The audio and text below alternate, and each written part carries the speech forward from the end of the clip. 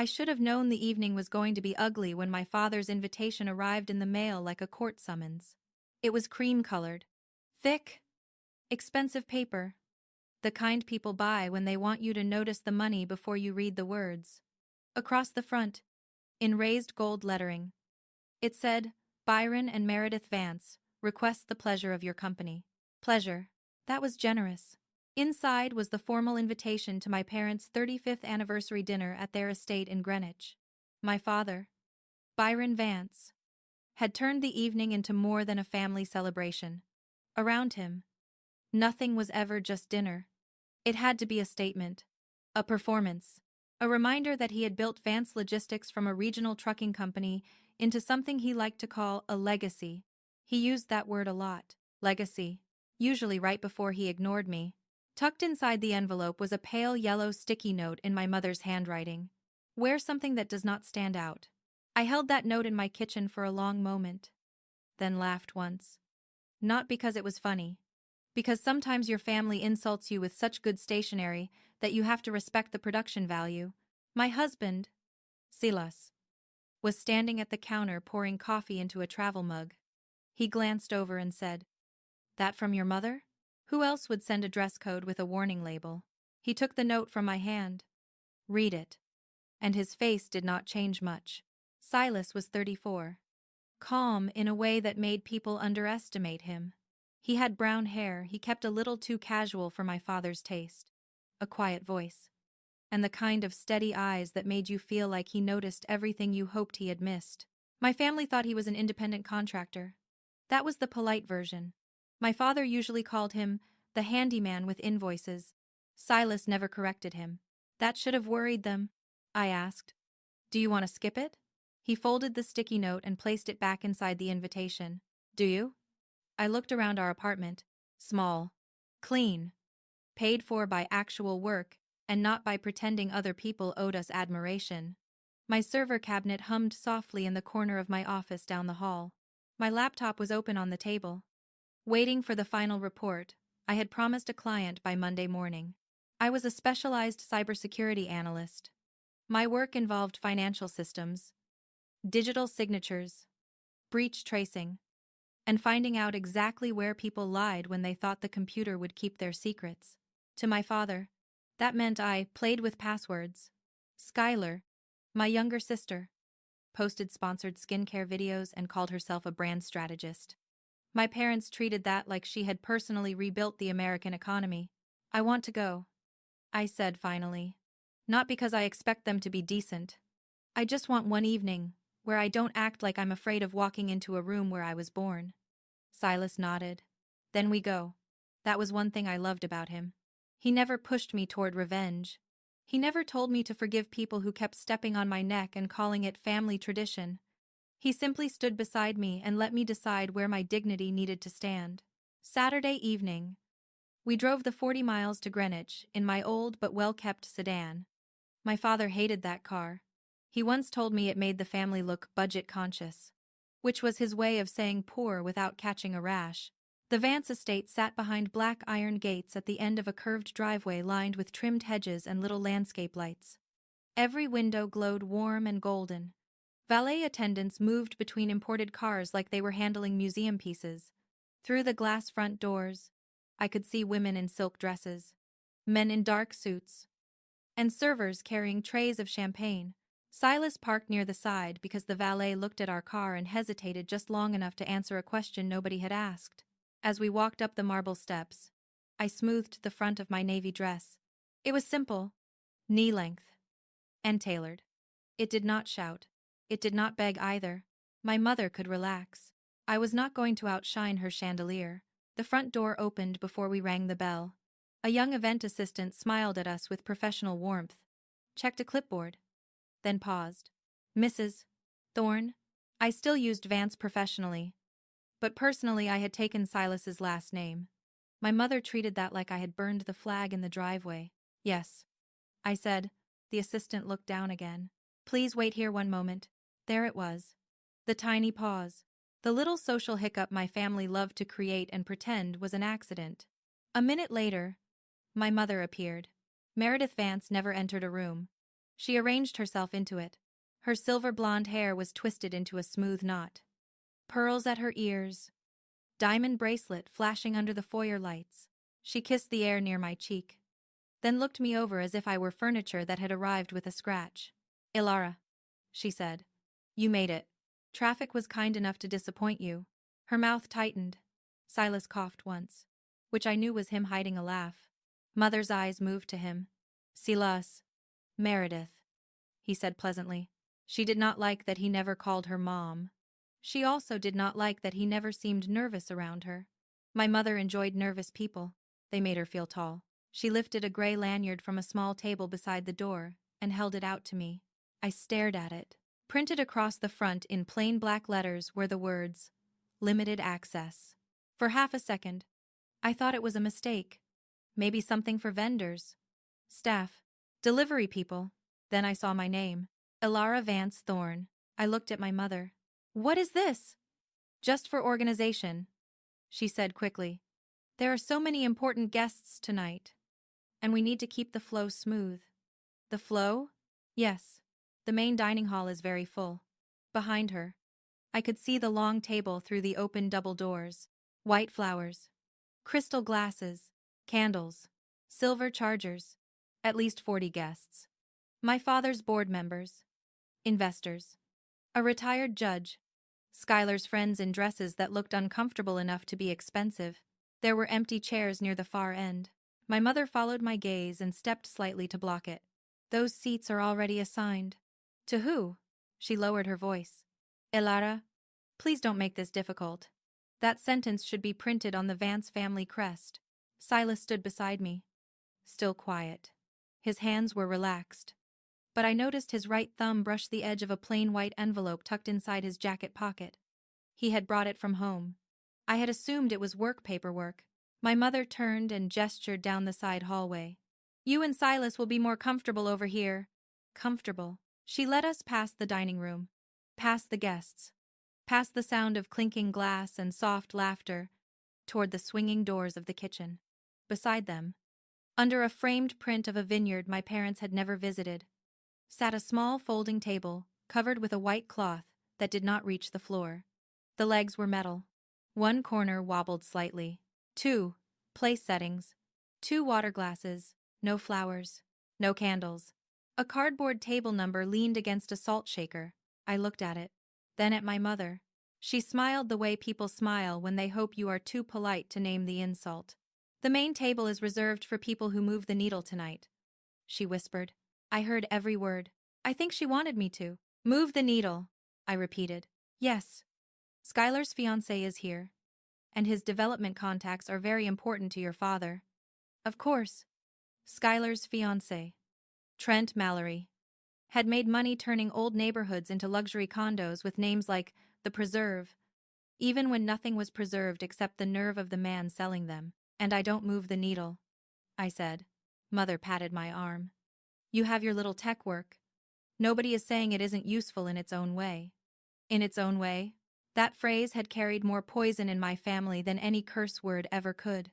Silas pulled out my chair before I had to decide whether to stand there like a wounded teenager or walk out like a grown woman. I sat. He sat beside me. The kitchen door swung open, and a server nearly backed into Silas with a tray of dinner rolls. "Oh, I'm so sorry," she said. "Not your fault," Silas replied. His tone was kind enough that she looked relieved. Then his eyes moved past her, through the narrow gap in the kitchen door. Scanning staff movement. A service en trance. Security. Exits. Not in a dramatic way. Not like a spy movie. More like a man reading a room the way I read a network log. Quietly. Completely. From the main dining hall, my father's voice rose above the music. "Friends. Partners. Family." Byron called. The room settled. Silverware quieted. Chairs shifted. I could see him from where I sat, though only from the side. Byron Vance stood at the head of the long table in a dark suit, his hair still thick and gray in the way powerful men pretend is accidental. He held a champagne flute and smiled like a man who had never once doubted that the room belonged to him. 35 years ago," he began, "Meredith agreed to marry a man with a used pickup truck. a small warehouse, and a dream. People laughed warmly. I looked at Silas. Here comes the legend, he murmured. Does the used pickup truck know it has been promoted to mythology? I almost smiled. My father continued, talking about sacrifice, grit, expansion, and legacy. He named business partners. He praised Meredith for making the family presentable. He praised Schuyler for bringing fresh vision to the Vance name. Schuyler stood and waved, glowing under attention like a houseplant under a grow lamp. Then Byron lifted his glass higher. And I must say, he said, nothing makes a father prouder than seeing his child understand ambition. There was a pause, a familiar pause. My stomach tightened before he even finished. Schuyler has always understood that success requires polish, discipline, and the courage to think big. She is my sole successful legacy. A few guests clapped. A few did not. Because even rich people occasionally recognize bad manners when it wears a tuxedo. Then, Trent, Schuyler's fiancé, leaned back and said loudly, well, every family has one who goes into an unpredictable little tech hobby. Laughter moved through the room. Not huge laughter. Not cruel enough to cause a scene. Just enough to do the job. My father chuckled into his champagne. My mother looked toward me from the dining room entrance, checking to see whether the arrow landed. It did. I felt it, but I did not give her the satisfaction of watching it bleed. I picked up my water glass and took a slow sip. My hand did not shake. That felt like victory. Small as it was. Silas did not laugh. He did not glare. He simply looked toward Byron. Then, Schuyler. Then Trent. As if filing each of them into a place they would not enjoy later. The server came out again, setting salads on our folding table. Mine slid slightly because the table leaned.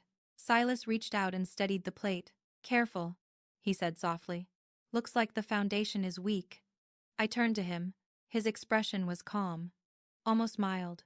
But his hand moved once more to the white envelope inside his jacket. For the first time all night, I stopped feeling embarrassed and started feeling curious, because I knew that look. It was the same look Silas had when a contractor overcharged us for a bathroom repair and ended up refunding the whole job by lunch. The same look he had when our bank made an error and corrected it before I finished my coffee. The same look he had when someone lied badly enough to insult his patience. My father's toast went on. The room kept laughing in the correct places. My mother kept pretending she had not seated her own daughter beside the kitchen doors like an unpaid intern with a pulse. And I sat there wearing a limited access lanyard at a folding table. Listening to my family celebrate the empire they said I was not good enough to understand. By dessert, I had learned two things. First, humiliation served on fine china was still humiliation. Second, my husband had brought an envelope to my father's dinner, and whatever was inside it had made him calmer with every insult. That was not nothing. That was a warning. I kept my hand flat on the folding table until dessert was cleared. Because if I curled my fingers into a fist, my mother would have called it instability and my father would have called it proof. That was how the Vance family worked. They set the trap, kicked you into it, then acted shocked when your ankle bled. Silas and I left before coffee. Nobody tried to stop us. My father was too busy accepting compliments from men who laughed at his jokes because they wanted better shipping rates.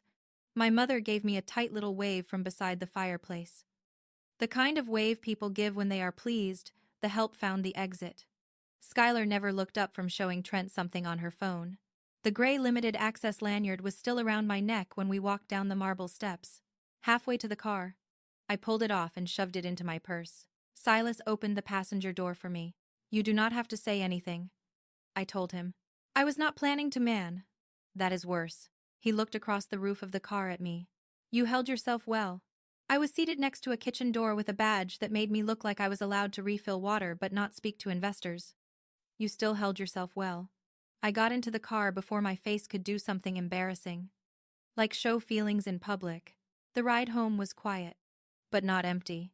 That is the difference people miss. Silence with the right person can give you room to breathe. Silence with the wrong person is just another locked door. Silas drove with one hand on the wheel. The white envelope was still inside his jacket pocket. He did not bring it out. He did not explain it. And I did not ask. Not yet. At home, I kicked off my heels at the door and walked straight to the kitchen. Our apartment was small compared with my parents' estate, but it had one thing their mansion never managed to have: peace. No marble floors. No imported chandeliers. No dinner guests pretending cruelty was sophistication. Just a clean kitchen, a narrow hallway, my office at the back, and a husband who knew when to let silence do its job. I poured myself a glass of water and drank half of it standing at the sink. Silas hung his jacket on the chair. "You want tea?" he asked. "I want a new family. But tea is more realistic." That earned half a smile. He made chamomile tea because he believed in practical kindness. I sat at the table and stared at the lanyard after I dumped it from my purse. Limited access. Black letters on cheap gray plastic. My name under it. Elara Vance Thorne. I should have thrown it away. Instead, I took a picture of it. Old habit. Evidence first. Feelings second. By the time we went to bed, I had decided I was not going to open my laptop. That was my promise to myself. No work. No investigation. No replaying the evening like a security camera in my own head. That promise lasted until a little after 4 in the morning. I woke up with the strange alert tone from my office, not the normal client notification. Not a system update. This was a private network ping from a monitoring tool I had written myself years ago. Back when I learned that trusting other people's security was like trusting a raccoon with an open pantry. I sat up. Silas stirred beside me. "Work? Maybe." I pulled on a sweatshirt and walked barefoot down the hallway. My office was dark except for the pale blue glow from the server cabinet in the corner. The room hummed softly. A small fan clicked once, then settled. My setup was not fancy to look at. 2 monitors. 1 main workstation. A locked file drawer. A shelf of technical manuals my mother once called decorative evidence of loneliness. She really had a gift. Not a good one. But still, I sat down and woke the screens. The alert showed an unusual authentication attempt tied to an old access token.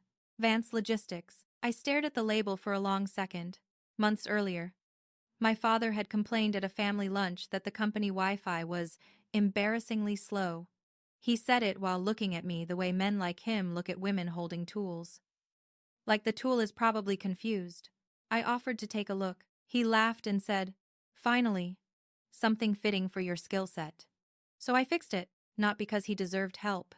Because I was still foolish enough then to think useful daughters might eventually become valued daughters. I cleaned up their network, documented the outdated router settings, flagged several vulnerabilities, and told their operations manager exactly what needed replacing.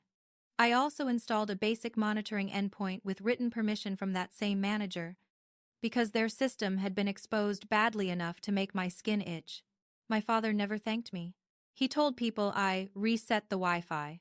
Now that old endpoint had just pinged my private network. At 4 in the morning, that was not normal. I opened the logs. The first thing I saw was a failed certificate renewal request. The second thing I saw was stranger. A packet trail connected to a document management server Vance Logistics used for contracts, financing agreements, and internal approvals. Then I saw my name. Not in an email, not in a family memo, in a loan file. My chair stopped feeling solid underneath me.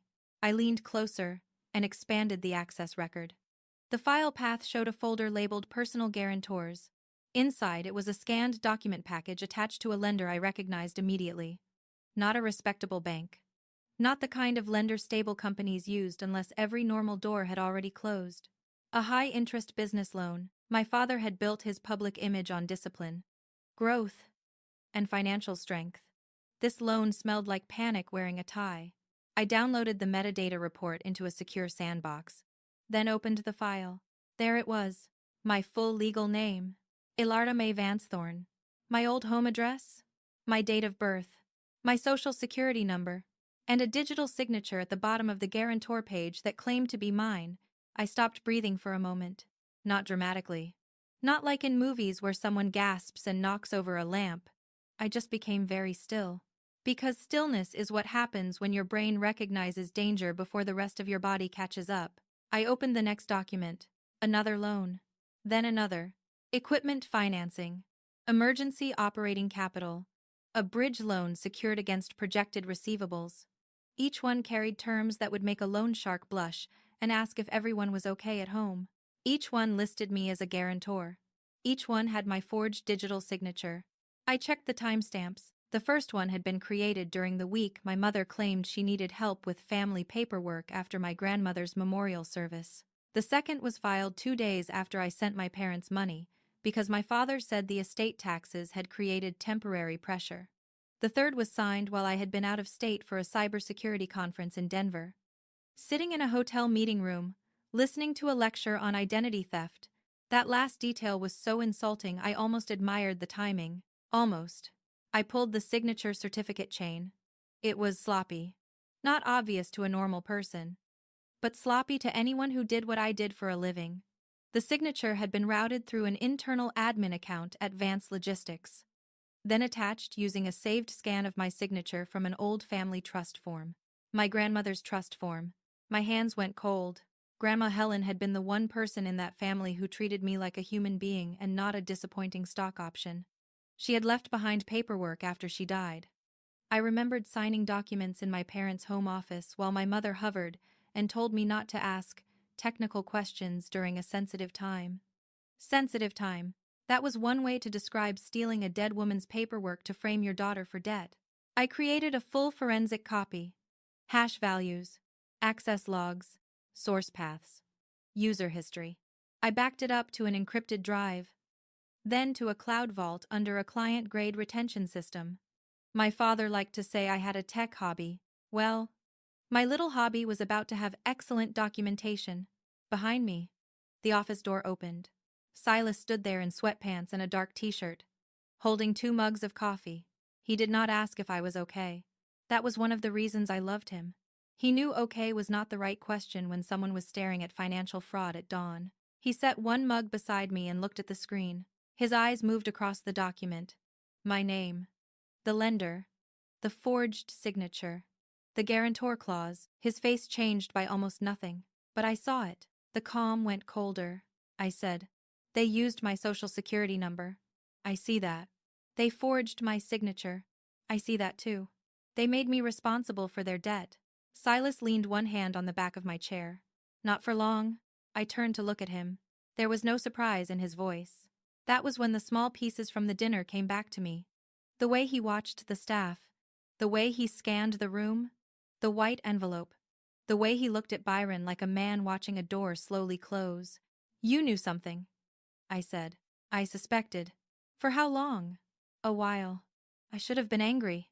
Part of me was, but another part of me had spent years being told I was paranoid, dramatic, ungrateful, sensitive, difficult, bitter, jealous, and whatever other word my family needed to keep me quiet. Hearing that Silas had suspected something did not feel like betrayal. It felt like confirmation. "What did you suspect?" I asked. He pulled up the second chair and sat beside me. "That your father's company was weaker than he claimed," he said. "That Skylar's lifestyle was not funded by brand deals. That your parents were using your reputation as cover for something. I did not know they had put your name on loan documents." I looked back at the screen. My forged signature sat there in smooth black script. It looked almost like mine. That made it worse. A bad forgery would have felt like an attack from a stranger. This felt intimate, familiar, practiced, like they had studied the shape of my name only to use it as a weapon. I opened the company financial dashboard connected to the document archive. The numbers were ugly. Vance Logistics had been missing vendor payments, extending credit lines, delaying payroll batches, and moving money through short-term accounts with the grace of a drunk man carrying soup. The company my father bragged about was not thriving. It was wobbling, just like that folding table. And Skylar's brand growth appeared in the ledger as consulting expenses, wardrobe advances, travel reimbursement, image development, and public relations support. There were charges from Beverly Hills boutiques, a luxury resort in the Caribbean, a lease payment for a white BMW, all under business development. I let out a short laugh. Silas looked at me. "What?" "My sister's sunscreen selfies are apparently logistics infrastructure." His mouth twitched. "Innovative. Criminal. Also that." I clicked into the oldest record. A transfer from a savings account connected to my name. Not my active account. An old education fund Grandma Helen had set up when I was a girl. The balance had been drained years ago. My parents had told me that fund did not survive the market downturn. I was 19 when they said it. I cried in the bathroom, then worked 2 jobs through college and convinced myself that was adulthood. Now I was looking at the transfer trail. The money had not disappeared. It had been moved. Part of it went to Vance Logistics. Part of it went to Schuyler's private university housing. Part of it went to a personal account controlled by my mother. My throat tightened. But I did not cry. Not then. There are moments when crying feels too generous. I saved everything. Every document, every transaction, every signature certificate, every timestamp. Then I sat back and stared at the monitor until the blue light made my eyes ache. Silas placed his hand over mine. "They built a story around you," he said quietly. "The unsuccessful daughter. The unstable one. The charity case." I nodded slowly, because now it made sense. The folding table was not just cruelty. The lanyard was not just an insult. My father's toast was not just arrogance.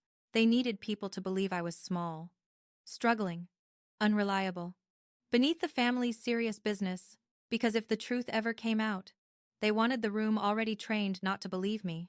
I looked at my husband. "What is in the envelope?" Silas held my gaze for a moment. Then he stood, walked back to the bedroom, and returned with the plain white envelope from his jacket. He placed it on the desk beside my keyboard. "Not yet," he said. I stared at it. "Silas, not until you have your own proof organized. What is in there matters. But what you found tonight matters more." I wanted to argue, but he was right.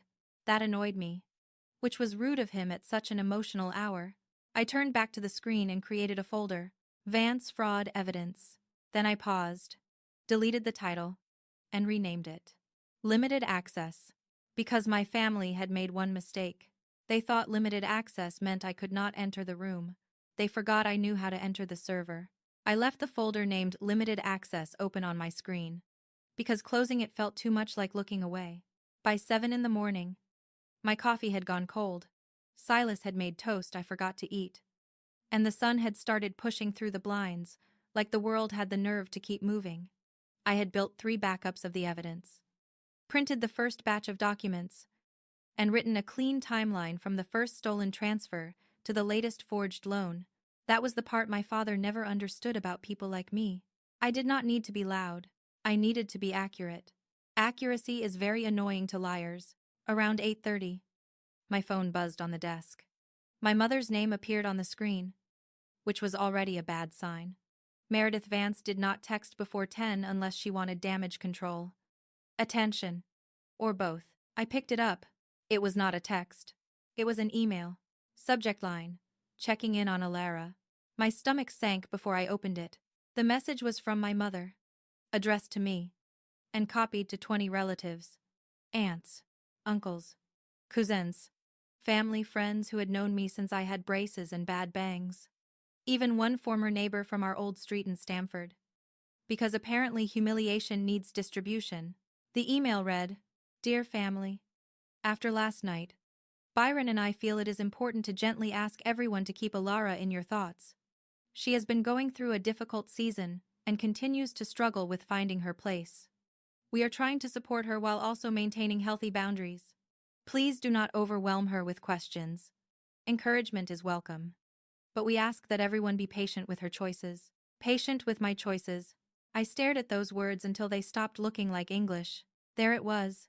The nice version of a knife. No direct accusation. No ugly language. Nothing a stranger could point to and call cruel. Just a soft little public notice that I was fragile, lost, and possibly embarrassing enough to require a family-wide warning label. Silas read it over my shoulder. "Well," he said, "that is professionally disgusting." I gave a short laugh, but there was no humor in it. She copied Aunt Marlene. Aunt Marlene? She once told a pharmacist I looked tired. And by dinner, 3 states knew I might have anemia. Powerful network. The woman is basically Facebook with casserole dishes. My phone buzzed again. Then again, then again. The replies started coming in. "Oh, honey. Praying for you. Have you considered taking a break from all that computer work? Your mother only wants what is best." Sometimes simpler living brings peace. A cousin I had not seen in 2 years sent me a link to a job opening at a local insurance office. Another suggested a financial literacy podcast hosted by a man who looked like he ironed his jeans. One aunt wrote that comparison was the thief of joy, which was rich coming from a family that treated Skylar like a trophy and me like a coupon that expired. I set the phone face down. Silas said, "This is not random. No. It is a frame." A frame? They are building the version of me they need people to remember. Struggling. Emotional. Unsuccessful. Maybe unstable. So when the fraud comes out, I look bitter instead of credible. Silas nodded once. Then we do not react to the frame, we document it. That was why I married him. Not because he made grand speeches. Not because he rushed in swinging a sword like some discount medieval husband. Because when my family tried to turn my life into a circus, he calmly found the filing cabinet. I saved the email as a PDF, preserved the headers, took screenshots, added it to the limited access folder. By noon, the messages had turned from concern to patronizing. My cousin Paige asked if I needed help freshening up my resume. Uncle Don sent me a voice memo about how women sometimes overcomplicate career paths. A family friend named Linda said she had a spare bookshelf if I was downsizing. Downsizing. I looked around my apartment. The one I paid for. The one where every bill was current. The one with no secret loans hiding under the floorboards. Do they think I live in a storage unit? I muttered. Silas looked up from his laptop. A tasteful storage unit. Thank you. I do have standards. The thing about public pity is that it tries to make you defend yourself. That is the trap. You want to reply to everyone? You want to say, "Actually, I am not broke. Actually, I am not lost. Actually, my parents are lying so hard the furniture should be nervous." But defense can make truth sound desperate. So I answered no one. That afternoon, my mother texted, "Family brunch tomorrow. Be gracious. Skylar wants to include you in something nice." I showed Silas. He read it, then looked at me. "You do not have to go." "I know." "You want to?"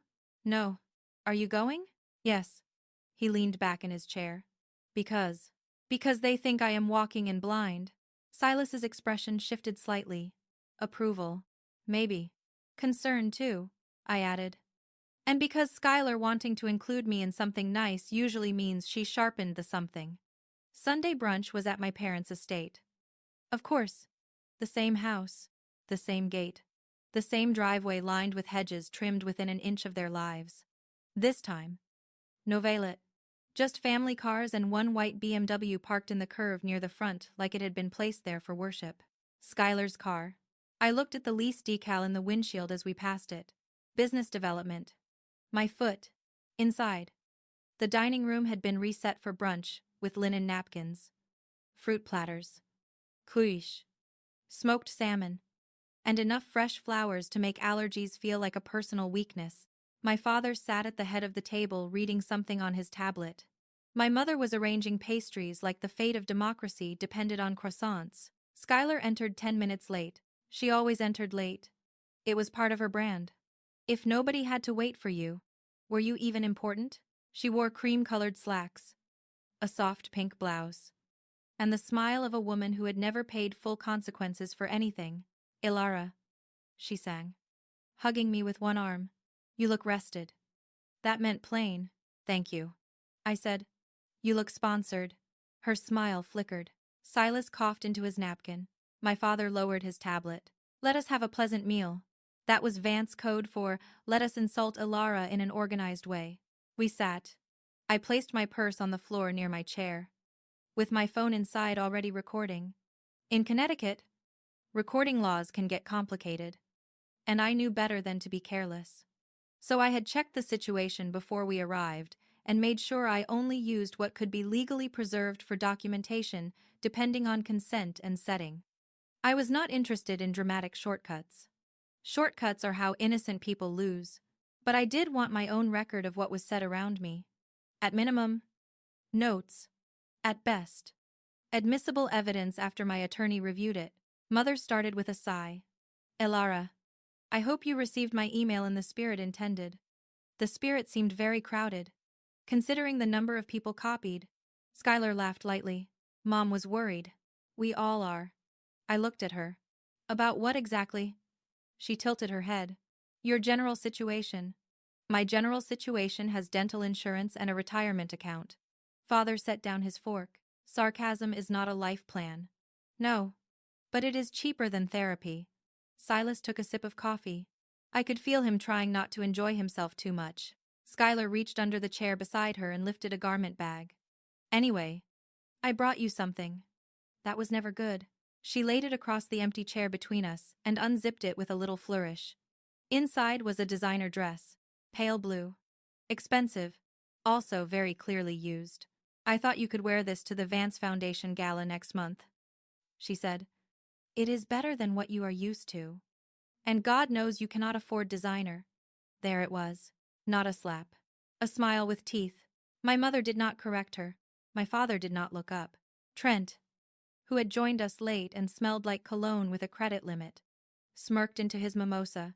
I looked at the dress, then at Skylar. That is generous, I said. Does it come with the receipt? Or did Vance Logistics file it under business development? The room went still. Only for a second. But I saw it. Father's eyes snapped up. Mother's hand froze over the butter dish. Skylar blinked too fast. Trent stopped smirking. Silas set his cup down with quiet care. My father recovered first. What is that supposed to mean? I smiled politely. Nothing. I just know paperwork can get creative. Skylar gave a sharp little laugh. Listen to her. She fixes Wi-Fi once and thinks she is the IRS. No, I said. The IRS gets better hours. Mother cleared her throat. Elara, this is exactly what I mean. You turn kindness into conflict. Kindness is a used dress with an insult attached. It is an invitation to be included, Skylar said. I looked around the table. Included where? At the main table this time. Or do I get a folding chair near the coat closet? My father's jaw tightened. You embarrassed yourself last night. That was impressive. Truly. Olympic-level reversal. I sat where I was placed. You could have been gracious. I did not throw the lanyard into the bisque, Silas murmured, which showed restraint. Father turned his eyes on him. You should not speak while the adults are talking.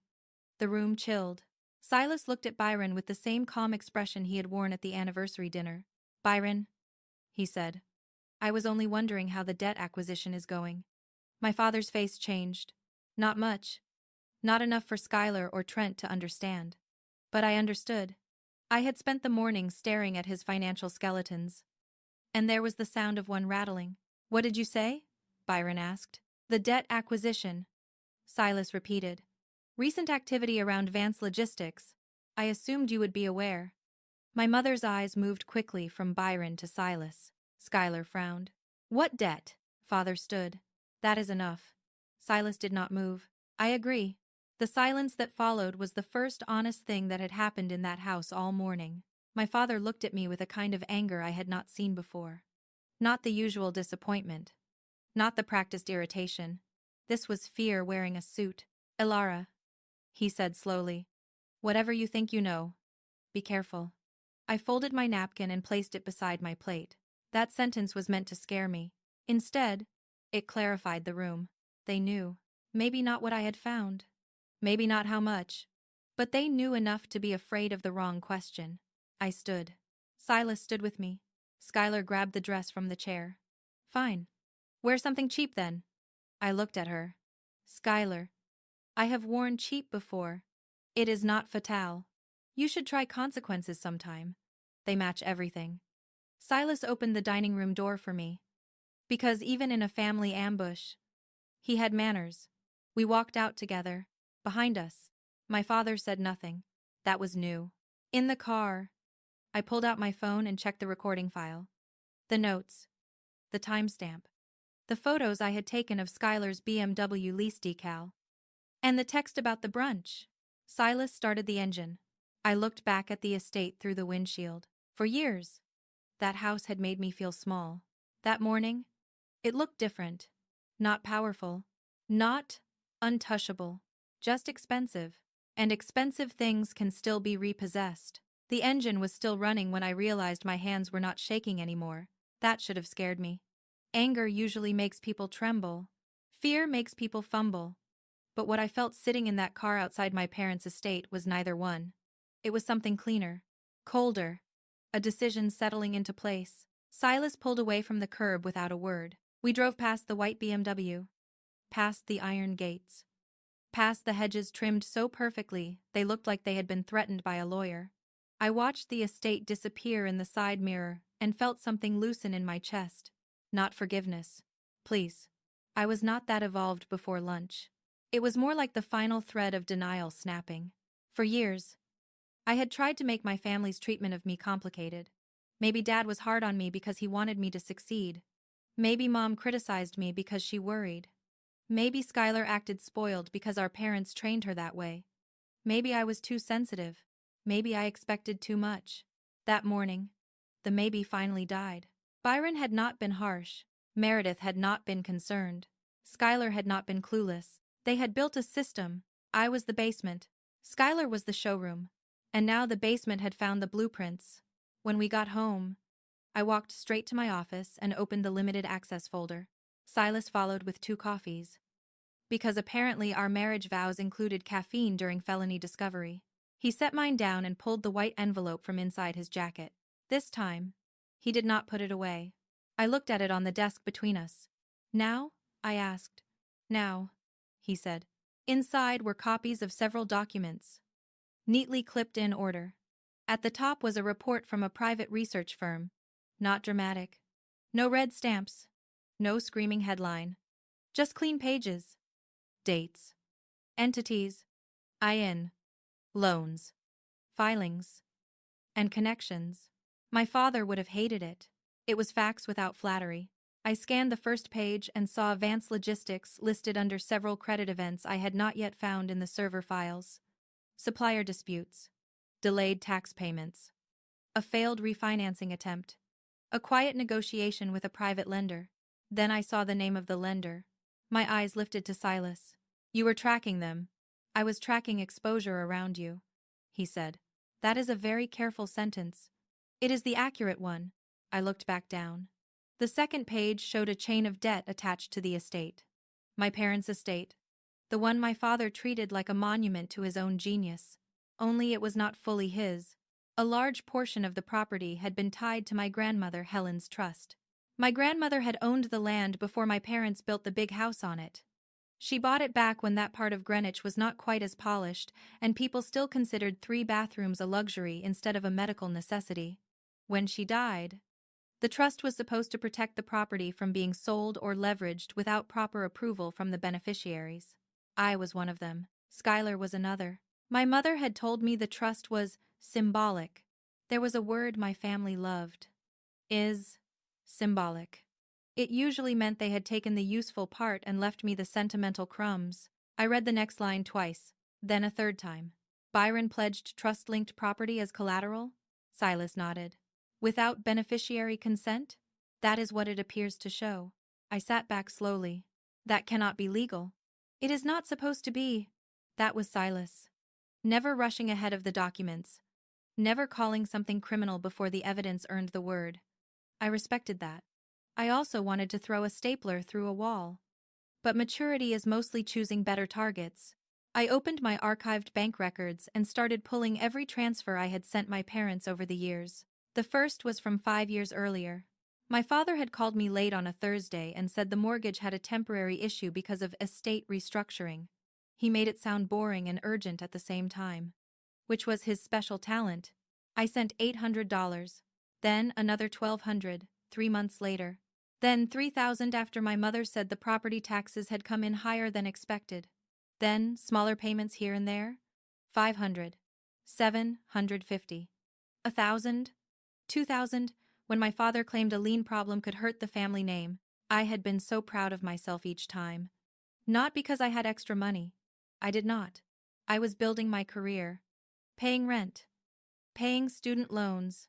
Keeping health insurance. And trying not to buy groceries like I was starring in a survival show. But I helped. Because that is what daughters are told to do. Especially daughters who are trying to earn a seat at the table. By the time I finished exporting the records, the total was $42,000 over 5 years.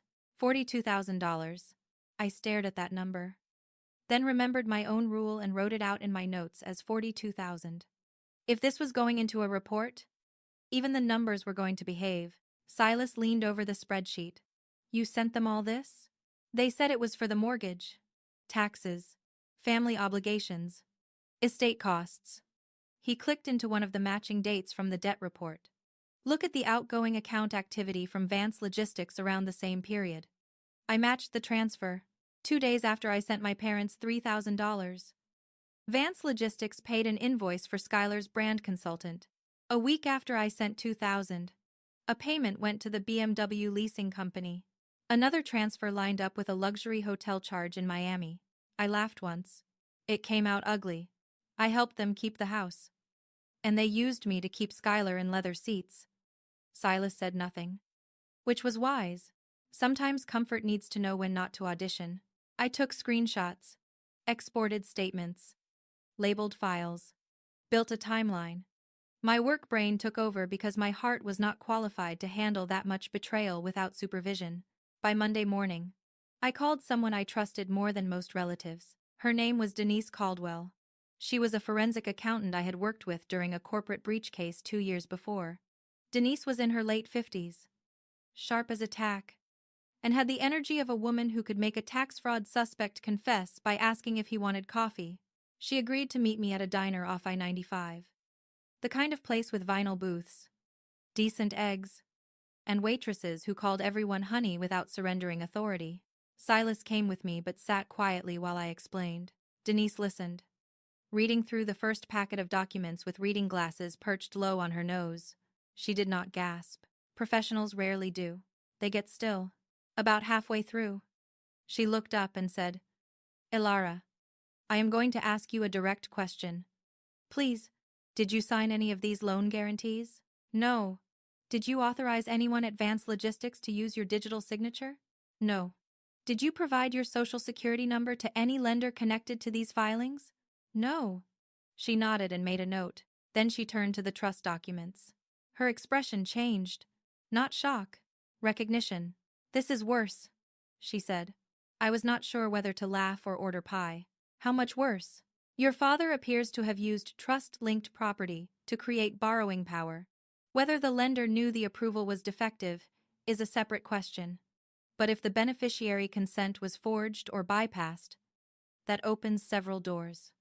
Legal doors, civil doors, possibly criminal doors. The kind of doors your father will not enjoy walking through. Silas looked at me, and I could tell he approved of Denise. I did too. Denise tapped the page. You need an attorney. Not a family friend. Not someone your father knows from the club. Your own counsel. I figured, and you need to stop communicating casually with your parents. That will break my mother's heart. Denise looked over her glasses. No. Honey. It will interrupt her strategy. I liked her even more. By the end of the meeting, Denise had agreed to perform a preliminary forensic review.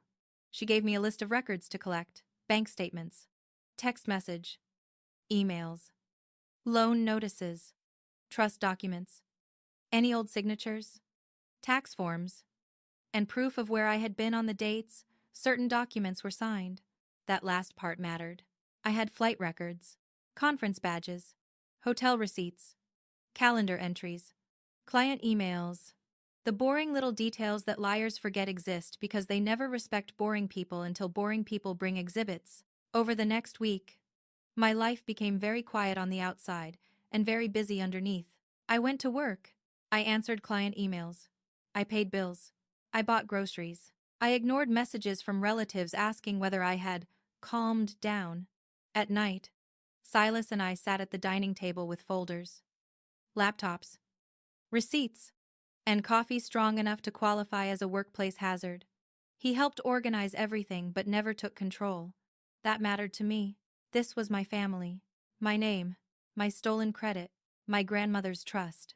My decision, one evening, around midnight, I printed the last page of the preliminary dossier. 63 pages.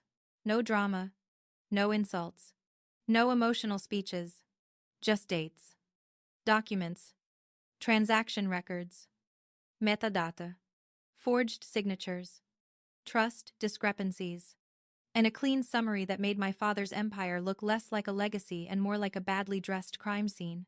I placed the stack on the table and rested my hand on top of it. Silas sat across from me. "You okay?" he asked. This time, the question fit. "No," I said, "but I am clear." He nodded. "Clear is useful." I looked at the first page. At my name? At the title, Denise suggested. Preliminary Evidence Summary. Regarding unauthorized use of identity and trust assets. Very formal. Very dry. Very dangerous. For years, my family had called me a failure because I did not perform success the way they liked. I did not wear it in diamonds. I did not rent it in the Caribbean. I did not toast it from the head of a table. I built mine quietly. Line by line. Two. Log by log. Receipt by receipt. And now, for the first time, I understood something that settled deeper than anger. They had not treated me like a failure because I was one. They had treated me like a failure because they needed me not to look too closely at theirs. I slid the 63-page dossier into a black folder and placed it in the locked drawer of my desk. For the first time in my life, I did not feel the need to explain myself to my family right away. That was new for me. I used to believe truth had to be delivered immediately. Like hot food at a diner. If someone lied about me, I wanted to correct it before the lie cooled and stuck to the plate. But Denise had been clear. Do not hand your evidence to people who are still deciding how to destroy you. She told me. That was good advice. Also, it was the kind of sentence that makes you sit up straighter. So I waited. I went to work. I finished client reports. I answered emails. I made coffee. I watered the little basil plant on our kitchen windowsill that had somehow survived my attention span. Silas went about his days with the same steady calm. Though I noticed he was taking more calls from people whose names he did not say out loud. That was fine. Marriage does not mean knowing every detail at every second. It means knowing the person beside you is not building a trap under your feet. My parents, meanwhile, continued their campaign. Mother sent more soft little messages to relatives. Skylar posted a photo of herself outside a boutique with the caption about building generational elegance, which was bold for someone whose elegance had an invoice trail. My father appeared in a local business magazine article about legacy leadership, standing beside Skylar in a navy suit while I was not mentioned at all. Not daughter, not analyst, not beneficiary, Emma, not creditor, not even family, just erased. Then, 2 weeks before the Vance Foundation Gala, my mother sent me a text. Elara, the gala will be a complicated evening. Your father and I think it would be best if you and Silas sat this one out. We do not want unnecessary tension to overshadow Skylar's night. I read it twice. Skylar's night. The Vance Foundation Gala was not supposed to be Skylar's night. It was a charity event my grandmother had helped start years before, back when it actually raised money for local scholarships and emergency family grants. After Grandma Helen died, my father turned it into a networking event with a donation table. The foundation still wrote checks. Sure, but only after every board member got photographed under flattering lighting. I stared at my phone. Silas was at the sink rinsing a mug. Bad? I handed it to him. He read the message and gave a quiet hum. What? I asked. She is nervous. My mother? Yes. That woman once corrected a priest's pronunciation during a funeral, and now she is telling you not to attend a public event tied to your grandmother's foundation. I took the phone back. He was right. They did not want tension. They wanted control. They wanted to announce Skylar as the future face of the family. Smile for donors. Pose with board members. And keep me tucked away like a storage bin full of inconvenient receipts. I typed one sentence. Thank you for letting me know. Then I stopped. Silas looked over. That is it? That is it? You are not going to say we are coming? No. He smiled faintly. There she is. The night of the gala arrived cold and clear. One of those Connecticut evenings where the air feels expensive for no good reason. The event was held at the Bellwether Hotel, a restored downtown landmark with polished stone floors, tall windows, brass fixtures, and a ballroom my father loved because it made him look charitable from several angles. I knew the hotel well. 3 years earlier, I had worked on a cybersecurity assessment for a client involved in its acquisition. My job had been technical, quiet, and confidential. I had spent 2 weeks reviewing access systems, vendor permissions, payment security, and internal network risks. The hotel manager, Mr. Ellis, had been one of the few people in that world who treated technical expertise like actual expertise instead of a service call with better vocabulary. My family did not know any of that. Naturally, if the information did not flatter them, they stored it in the same mental cabinet where they kept my birthday preferences. I dressed in a tailored navy suit instead of a gown. Simple, sharp, comfortable enough to walk in and serious enough to make certain people nervous. I wore low heels, small silver earrings from my grandmother, and no necklace. Silas wore a dark suit that fit him far better than an independent contractor was supposed to afford. He looked calm, almost too calm. I adjusted my cuff in the mirror. Do I look like I am trying to start drama? You look like you are prepared to end some. That was not the question.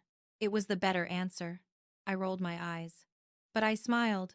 Before we left, I placed a copy of the key documents in my bag. Not the full dossier. I was not foolish. The main files were backed up, secured, and already shared with Denise and an attorney she had recommended. But I carried enough to protect myself if my parents tried anything public. Evidence is like an umbrella. You hope you do not need it.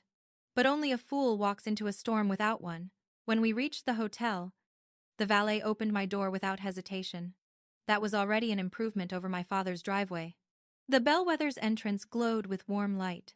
Guests moved through the lobby in gowns, tuxedos, dark suits, and carefully practiced smiles.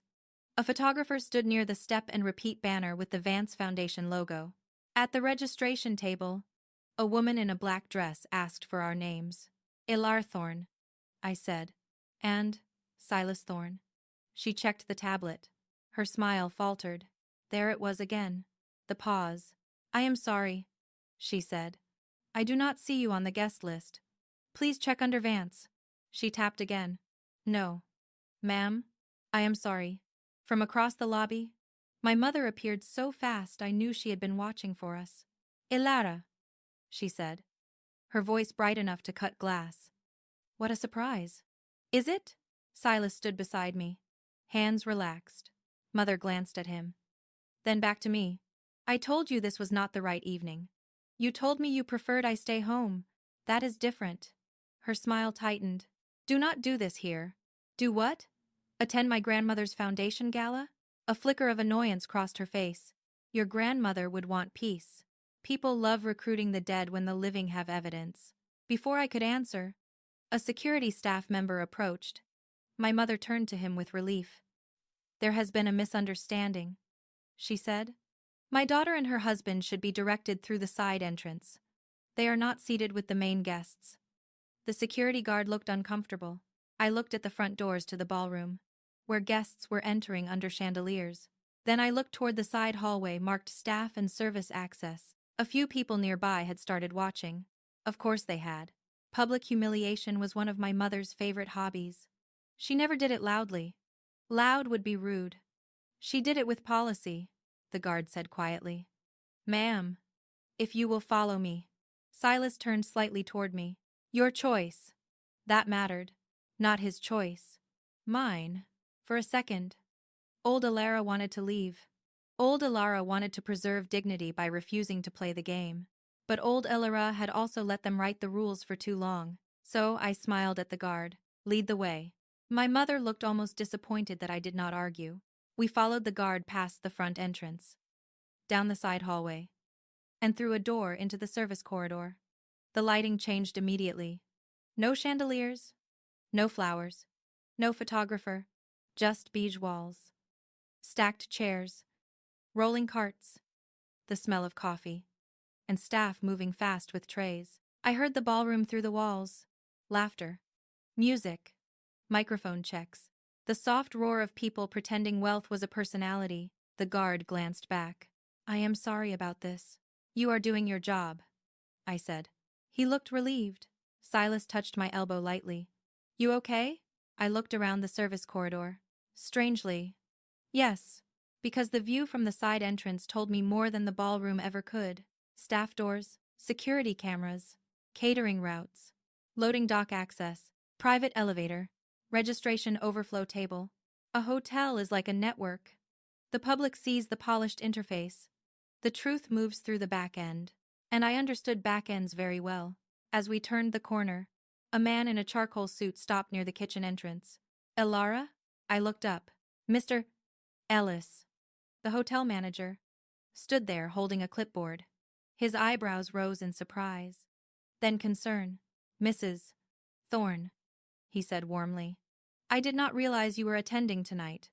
I smiled. Neither did the guest list. His eyes moved from me to Silas, then to the service corridor, then back to me. Managers in good hotels notice everything. Great ones notice what not to say in front of staff. He stepped closer and lowered his voice.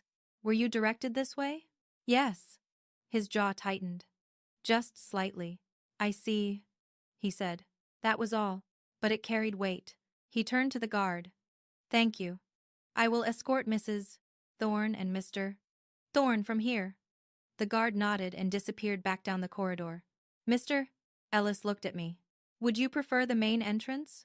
I considered it. Then I looked at the service hall again. The carts, the staff, the cameras, the honest machinery behind the glamorous lie. No, I said. This way is fine. Silas looked at me, and I knew he understood. If my family wanted me to enter through the service doors, I would, not because I accepted the insult, because sometimes the back entrance gives you the clearest path to the stage. Mr. Ellis led us through the corridor toward a side door near the rear of the ballroom. As we approached, my father's voice came through the speakers. Tonight, Byron said, we honor legacy, leadership, and the next generation of Vance excellence. I stopped just outside the door. Through the narrow opening, I saw Skylar standing near the front in a silver gown, glowing like the evening had been gift-wrapped for her. My mother stood beside my father, smiling proudly. Trent leaned near a group of investors, already acting like the family name came with his initials on it. There were open seats near the back, not at a folding table this time. Progress. I supposed. Tiny. Insulting progress. Mr. Ellis opened the door. The ballroom light spilled into the service corridor. I stepped inside with Silas beside me, my navy suit smooth, my bag resting against my side, and the weight of copied documents tucked safely inside it. Nobody at the front noticed me at first. That was fine. I was done needing them to notice me. From now on, I only needed them to hear me when it counted. The ballroom light hit my eyes first. Then the sound hit the rest of me. Laughter. Glasses clinking. A string quartet playing something soft and expensive near the far wall. The low murmur of people who had learned how to smile without meaning it. The Vance Foundation Gala looked exactly the way my father wanted it to look. Polished. Carotab. Controlled. And just dishonest enough to qualify as a family event. Mr. Ellis guided Silas and me to 2 seats near the back, not the worst seats in the room, which I suppose counted as personal growth for my parents. We were behind a table of junior donors, and beside a floral arrangement large enough to have its own mortgage. Silas pulled out my chair. I sat with my bag at my feet, my back straight, and my face calm. That was important. By then, I had learned something valuable about people like my father. If you show pain too early, they call it weakness. If you show anger too early, they call it instability. If you show silence, they get nervous because they cannot tell what you know. So I stayed silent. Byron stood on the stage under warm lights, one hand on the podium, the other wrapped around a glass of sparkling water. He had stopped drinking champagne at public events years earlier because he said leaders needed clarity. That was funny, considering the man had mistaken fraud for a business model. My mother stood near the front table in a dark green gown, smiling up at him with the loyal expression of a woman who had spent decades turning red flags into table decorations. Skylar sat beside Trent at the main table. Her silver gown caught every flash from the photographer. She looked pleased, bright, untouchable. Good for her.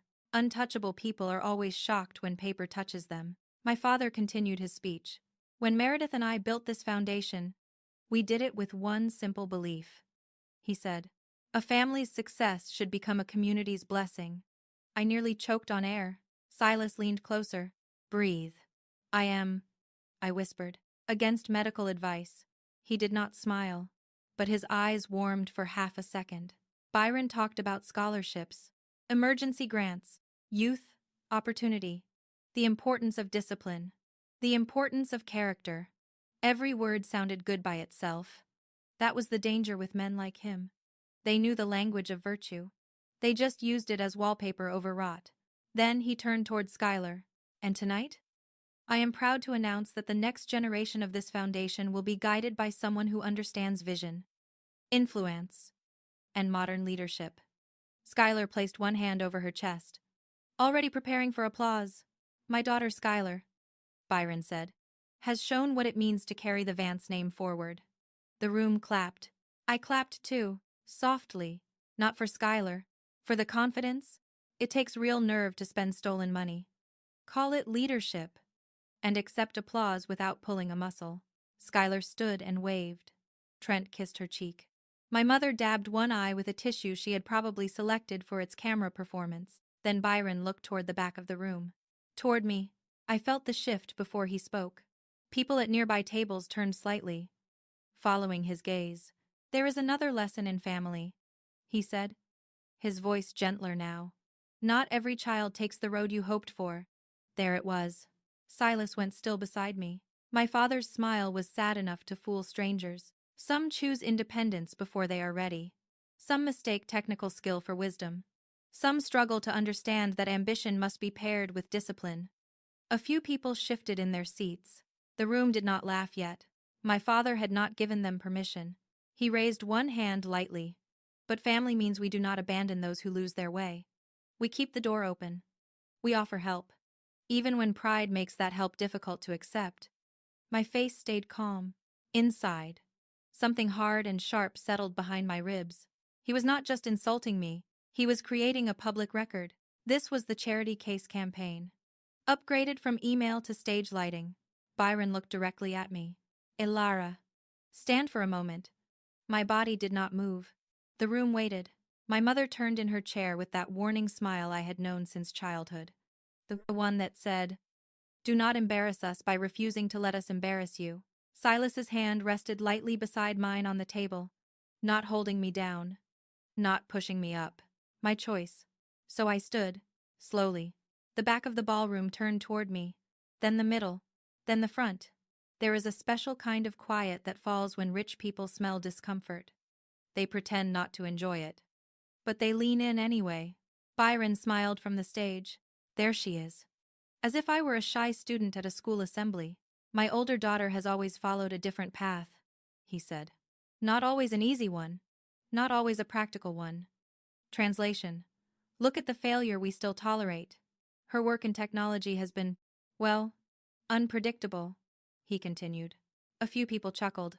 There it was. Now they had permission. She has faced challenges. As many people do when they resist guidance. But Meredith and I believe in compassion. Compassion. From a man who forged my name on loan guarantees. I looked around the room. Some people looked embarrassed for me. Some looked curious. A few looked pleased in that small, ugly way people do when humiliation happens to someone else, and they can call it entertainment. My mother rose from her front table. That was when I knew they had planned this together. She walked toward the stage assistant, took a small envelope from him, then moved across the ballroom toward me. Every step was graceful. Every step was rehearsed. I remained standing. Silas remained seated. But the air around him had changed. The easy calm was gone. In its place was something controlled and very cold. Mother reached me and smiled like she was handing me a family heirloom.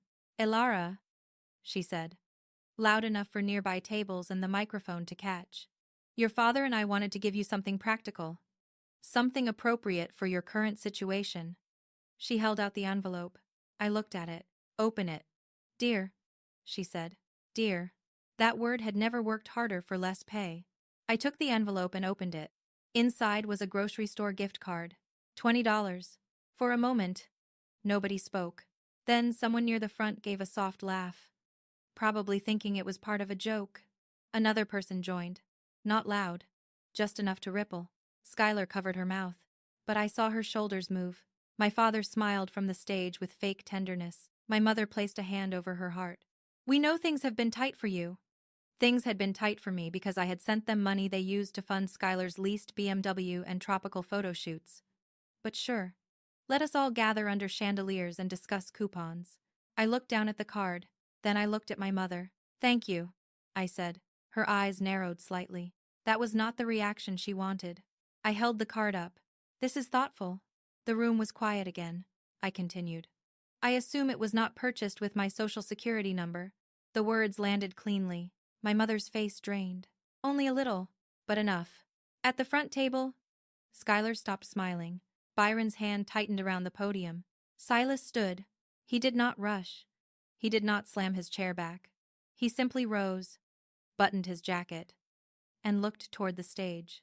The room noticed, not because they knew who he was. Not yet. They noticed because authority does not always need a title to enter a room. My father recovered quickly. He had made a career out of recovering quickly. Elara, he said into the microphone, his voice low and warning. This is not the place. I turned toward him. Funny. You seemed very comfortable making it the place a minute ago. A few heads turned toward Byron. Good. The room was starting to remember it had eyes. My mother whispered. Stop this. I looked at her. I have been stopping this for years. I am trying something new. Silas stepped into the aisle. One step, then another. Byron looked at security and lifted his chin. Please remove that man. That man. My husband, the man who had sat at folding tables, side entrance, and back rows, while they measured his worth by the calluses they imagined on his hands. Two security staff members moved from the side wall. Mr. Ellis appeared near the ballroom entrance almost immediately. He did not interfere yet. But he watched with the alert stillness of a manager who knew the evening had turned from awkward to legally interesting. Silas kept walking. Byron said, louder now. I said, remove him. He is not part of this program. Silas stopped halfway between our table and the stage. He looked at my father. No, he said. Just one word. Clear, calm, unbothered. It traveled through the microphone system because my mother was still standing near me, and the small lapel mic on Byron's assistant had picked it up. The ballroom went silent. My father stared at him. Excuse me? Silas turned slightly toward the security staff. Gentlemen, I would be careful. You are working an event at a hotel with cameras, witnesses, and a guest whose name your employer may want to recognize before anyone puts a hand on him. The guards stopped. Smart men. My father gave a dry laugh. But it cracked at the edge. You are a contractor. You are embarrassing yourself. Silas looked back at him. I have let you believe that for a long time. Something passed through the front tables then. A woman seated near the center stood slowly. She was in her 60s, maybe older, with a sleek silver bob, a black evening suit, and the expression of a person who did not waste surprise on small things. I recognized her from financial news. Marianne Vale, one of the most powerful investment bankers in the region. She stared at Silas as if she had seen a ghost walk into a fundraiser wearing cufflinks. Then she said, not loudly but clearly enough for the tables around her to hear, Silas? The room shifted. Silas turned toward her and nodded once. Marianne. Her face changed from shock to certainty. Silas Thorne? The name moved through the ballroom like a dropped match. Thorne. I heard whispers. I saw Byron's mouth part slightly. Skylar looked at Trent, confused. Trent looked suddenly less confident, which improved him. Marianne stepped away from her table. Good Lord, she said. Byron. Do you know who that is? My father did not answer. Silas walked the final steps toward the stage. This time, nobody tried to stop him. I stood in the back aisle holding a grocery gift card worth $20, watching the man my family had mocked for years approach the microphone like he had been letting the room borrow his patience and the rental period had ended. Byron backed half a step from the podium. Small movement, huge confession. Silas reached the stage, turned toward the ballroom, and looked at me first. Not at Byron, not at the donors, at me. That was the difference between performance and loyalty. Then he faced my father, and the entire room waited. Silas reached for the microphone, and for the first time in my life, my father did not know whether to stop a man or salute him. That alone was almost worth the price of admission. Byron kept one hand on the podium like it might file an injunction on his behalf. His face had gone from confident to cautious, so quickly I nearly felt bad for his blood pressure. Nearly, but not quite. A man who hands his own daughter a grocery gift card in front of donors does not get my medical sympathy before dessert. The room stayed silent. Not polite silent. Hungry silent. People could feel that something had shifted. And wealthy people hate missing the first hint of a financial disaster. It makes them feel underdressed. Silas did not snatch the microphone. He did not raise his voice. He simply extended his hand toward my father and waited. That was worse. A loud man can be dismissed as emotional. A calm man waiting for the microphone in a ballroom full of witnesses becomes a problem with excellent posture. Byron tried to smile. Silas, this is a private family moment. Silas looked around the ballroom, then back at him. You put it on a stage. A few people murmured. My father's jaw tightened. Mariana Valle, still standing near the front, did not sit down. She watched Silas with sharp interest. And that alone made half the room sit straighter. People like Marianne did not stand for nobodies. She was the kind of woman who could make a bank president return a call during his daughter's wedding rehearsal. Not that I knew from experience. But she gave off that energy. Byron leaned toward the microphone. Ladies and gentlemen, forgive this interruption. My son-in-law sometimes misunderstands boundaries. That almost made me laugh. Boundaries. From Byron Vance. That was like a raccoon giving a lecture on pantry security. Silas's eyes did not move from him. No, Byron. I understand boundaries very well. That is why I sat at your cardboard table. That is why I entered through your service hallway. That is why I listened while you called my wife a cautionary tale in front of a room full of strangers. My mother's hand flew to her throat. Skylar looked toward Trent, probably waiting for him to defend the family brand. Trent suddenly found the centerpiece fascinating. Silas continued. I wanted to see how far you would go when you believed nobody important was watching. Nobody moved. My father gave a tight laugh. Important? Is that what this is about? You want to feel important? Silas finally smiled. Not warmly. No, he said. I spent years letting you feel that way. Marianne stepped closer to the stage. Byron, she said. You may want to let him speak. My father turned toward her. Startled by the public correction. Mariana, surely you are not suggesting... I am suggesting you stop talking before you make this worse. That sentence landed like a dropped serving tray. I saw two board members exchange looks. A donor at the center table pulled out his phone, then seemed to think better of it. Mr. Ellis stood near the entrance, alert and professional, probably calculating how many ways the hotel could avoid being named in whatever lawsuit this evening was trying to become. Silas took the microphone. Byron released it. That small surrender felt larger than any speech my father had ever given. Silas turned toward the room. My name is Silas Thorne, he said. The whispers started immediately.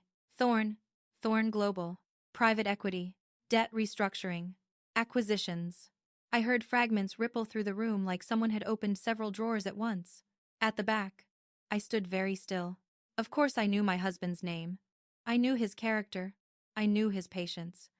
I knew the way he made coffee, the way he checked the locks before bed, the way he remembered which brand of crackers I liked when I worked late. But I did not know this, not fully. I knew he did private consulting. I knew he had investments.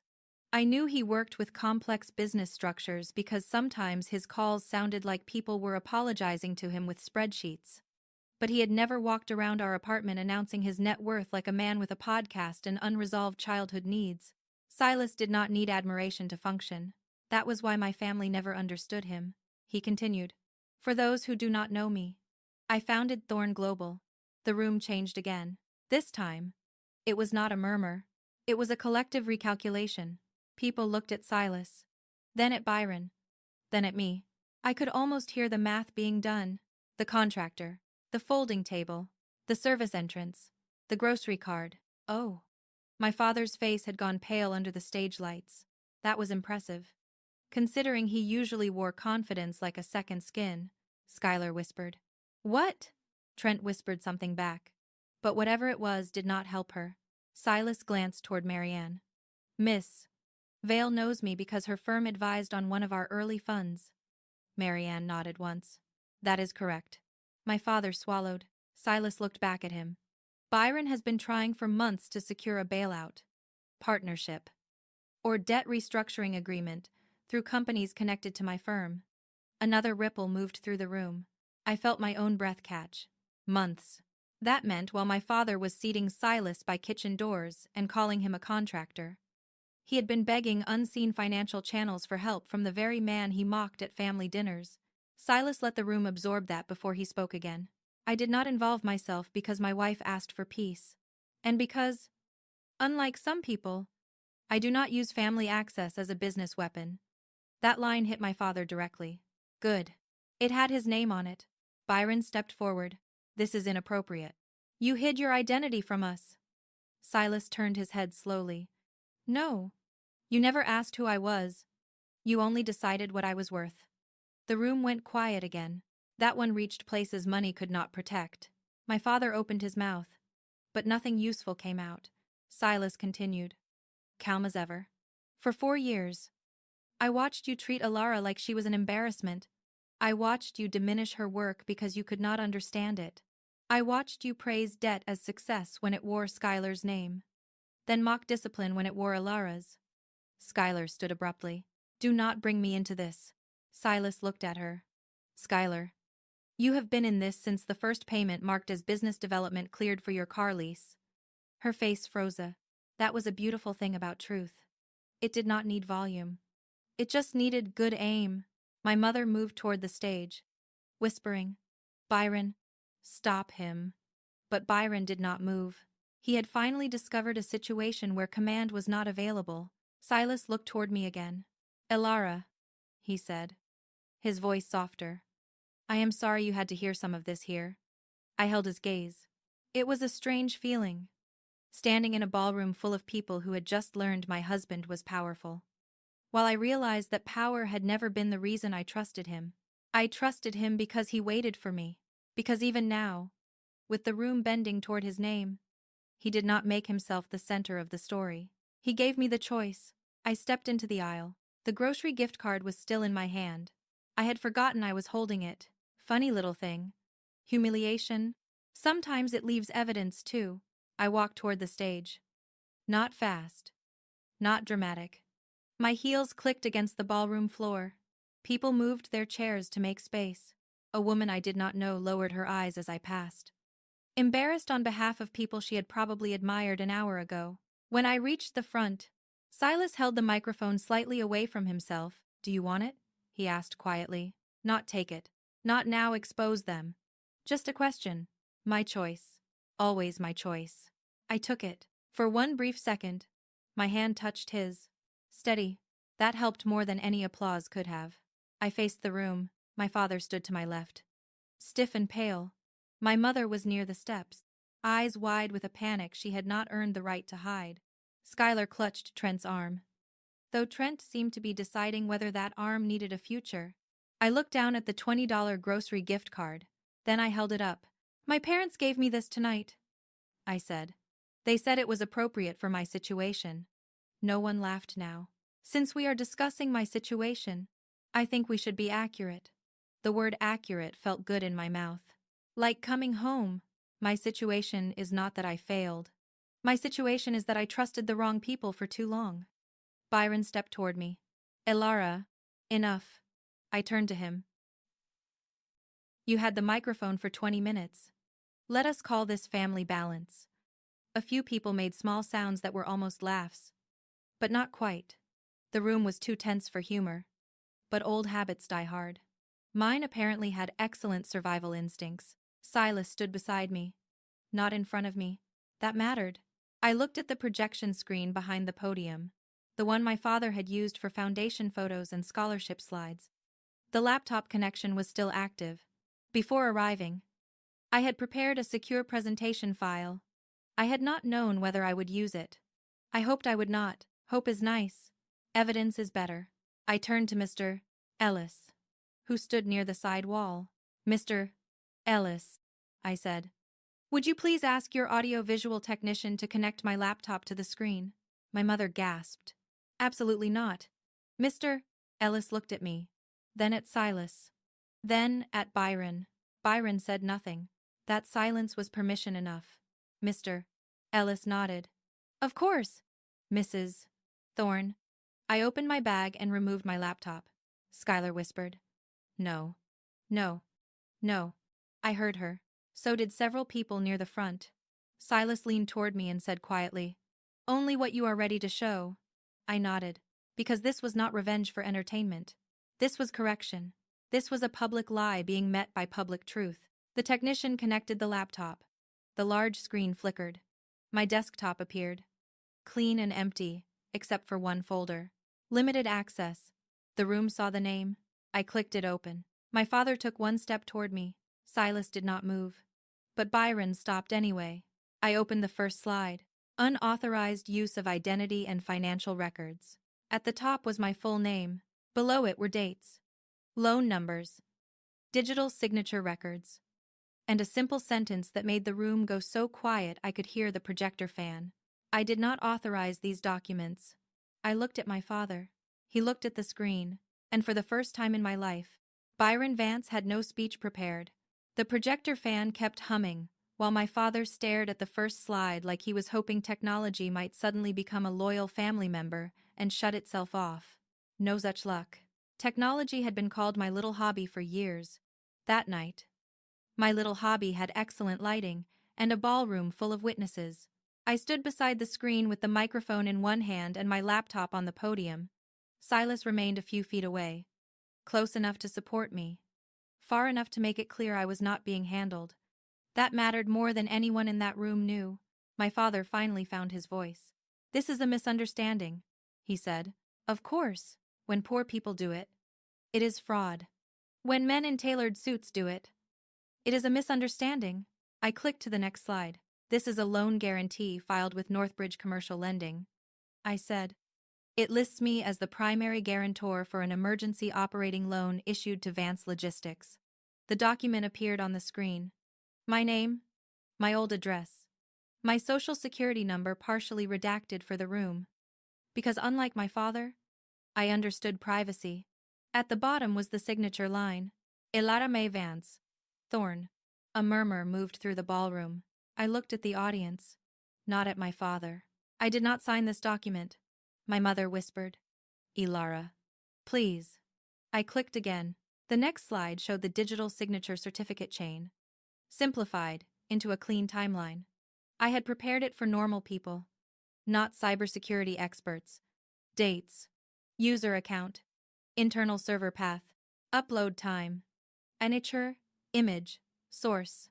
This signature was attached through an internal administrator account at Vance Logistics, I said.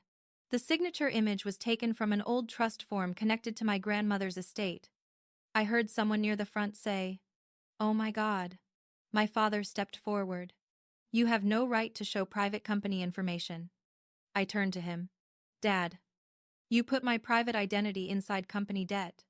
You dragged me into this paperwork. I am just bringing my name back out where people can see it." Silas lowered his eyes for half a second. I knew that look. Pride. Small, quiet, and more valuable than applause. I clicked to the next slide. Loan 2, then Loan 3, then equipment financing, then a bridge loan. Each one had the same pattern. My forged signature. My information. My supposed consent. Dates and times matched against proof that I had been somewhere else when at least one document was signed. I was in Denver at a cybersecurity conference when this one was executed. I said, "There are flight records, hotel records, conference badges, and client emails confirming that, unless my father would like to argue, I flew back to Connecticut in the middle of a panel on identity theft to help him commit one." A few people made tight, nervous sounds. Not quite laughter, more like their manners had slipped and truth got through. Schuyler stood from the front table. "This is insane. You are humiliating us." I looked at her. "Schuyler, I was handed a grocery card in front of donors 5 minutes ago." Her mouth opened, then closed. That was one of her better speeches. I clicked again. The next slide showed a bank transfer record. This was my education fund, I said. My grandmother Helen set it up when I was a child. My parents told me it disappeared during a market downturn. I paused. The room was so quiet now that even the servers at the back had stopped moving. It did not disappear. The slide changed. A transfer trail appeared. From the education fund to an account controlled by my mother. From there, split payments. Vance Logistics. Schuyler's University Housing. A personal account. Later. Luxury charges. Brand consultants. Travel. My mother's face turned gray. Good. I hoped her foundation matched. I said. This money helped pay for my sister's private housing while I worked through college. Took night shifts. And ate enough instant noodles to qualify as a sodium preservation project. That time. A few people did laugh softly. I let them. Humor does not weaken truth. Sometimes it helps people swallow it without choking. Schuyler pointed at the screen. That is not fair. I did not know where the money came from. I looked at her. Maybe not at first. Then I clicked. Her face appeared on the screen. A social media post from the Caribbean. Schuyler in sunglasses. Smiling beside turquoise water. Caption about building a luxury lifestyle brand. Next to it, a receipt from the resort. Paid through a Vance Logistics expense account marked client development. Another photo. Schuyler beside her white BMW. Caption about women earning their own freedom. Next to it, a lease payment made from a business account. Another photo. Designer bags. Dinner in Miami. A weekend retreat. All matched with expense records. By the time the white BMW showed up as business development, I said, I think the clues were no longer hiding in a closet. Trent slowly removed his hand from the back of Schuyler's chair. I noticed. So did she. Trent, Schuyler whispered. He did not answer. My father slammed his hand on the podium. The sound cracked across the room. That is enough. I turned toward him. No. Enough was when you forged my name. Enough was when you stole Grandma Helen's trust documents. Enough was when you trained this family to call me unstable so nobody would believe me when I finally found the numbers. His face twisted. There are things you do not understand, he said. I almost smiled. There it was. The final shelter of arrogant men. You do not understand. I clicked to the next slide. Vance Logistics Financial Condition Summary. The room seemed to inhale. This is a simplified summary of Vance Logistics' current position, I said. Delayed vendor payments. Overextended credit. Failed refinancing attempts. Emergency operating loans. Debt collateralized against assets that may not have been properly authorized. A man from one of the middle tables stood halfway. Byron, is this accurate? My father did not look at him. That was answer enough. Another donor leaned toward his wife and whispered.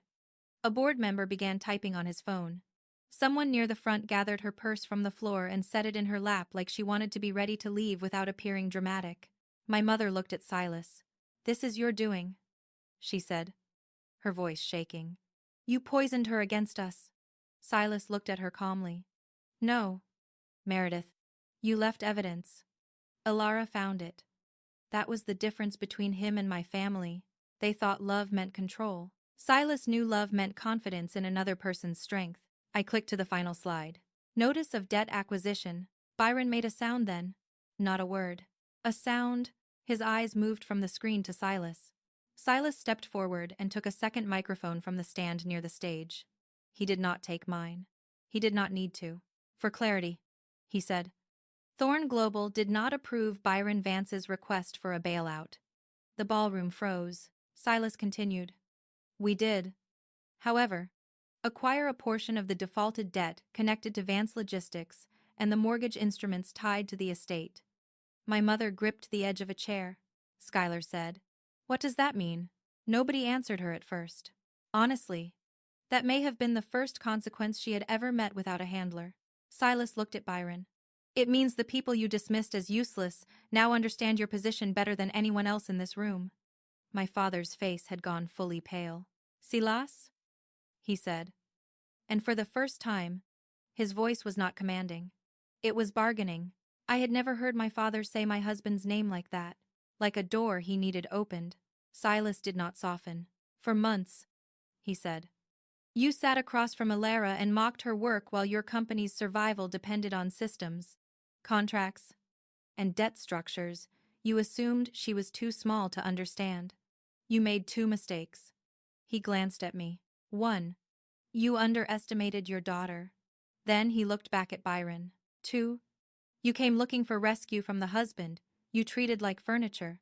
The room did not laugh. It did not need to. Some sentences do not need applause. They just sit down in the room and make themselves comfortable. Byron reached for the podium again. But this time it did not make him look powerful. It made him look like a man holding on. This can be handled privately, he said. I lowered my microphone slightly. Privately. That word had followed me my whole life. Be hurt privately. Be excluded privately. Be useful privately. Be robbed privately. Be called a failure in public. Then settle the truth behind closed doors. I lifted the microphone again. No, I said. You made my humiliation public. You made my reputation public. You made my supposed failure public. The correction will be public too. A woman at the back began clapping. 1 clap, then 2. Then she stopped. Maybe unsure if applause belonged in a financial exposure. Honestly, I understood. The etiquette books are thin on what to do when a charity gala turns into a forensic audit. I closed the laptop. The screen went dark. My father looked older in that moment. Not wiser. Just older. My mother stared at me with tears in her eyes. But I knew those tears. They were not regret. They were panic with mascara. Skylar sat down slowly, her silver gown pooling around her like expensive evidence. I looked at the $20 grocery gift card still lying on the podium where I had set it down. Then I picked it up and placed it in front of my father. You may need this, I said. The room stayed silent.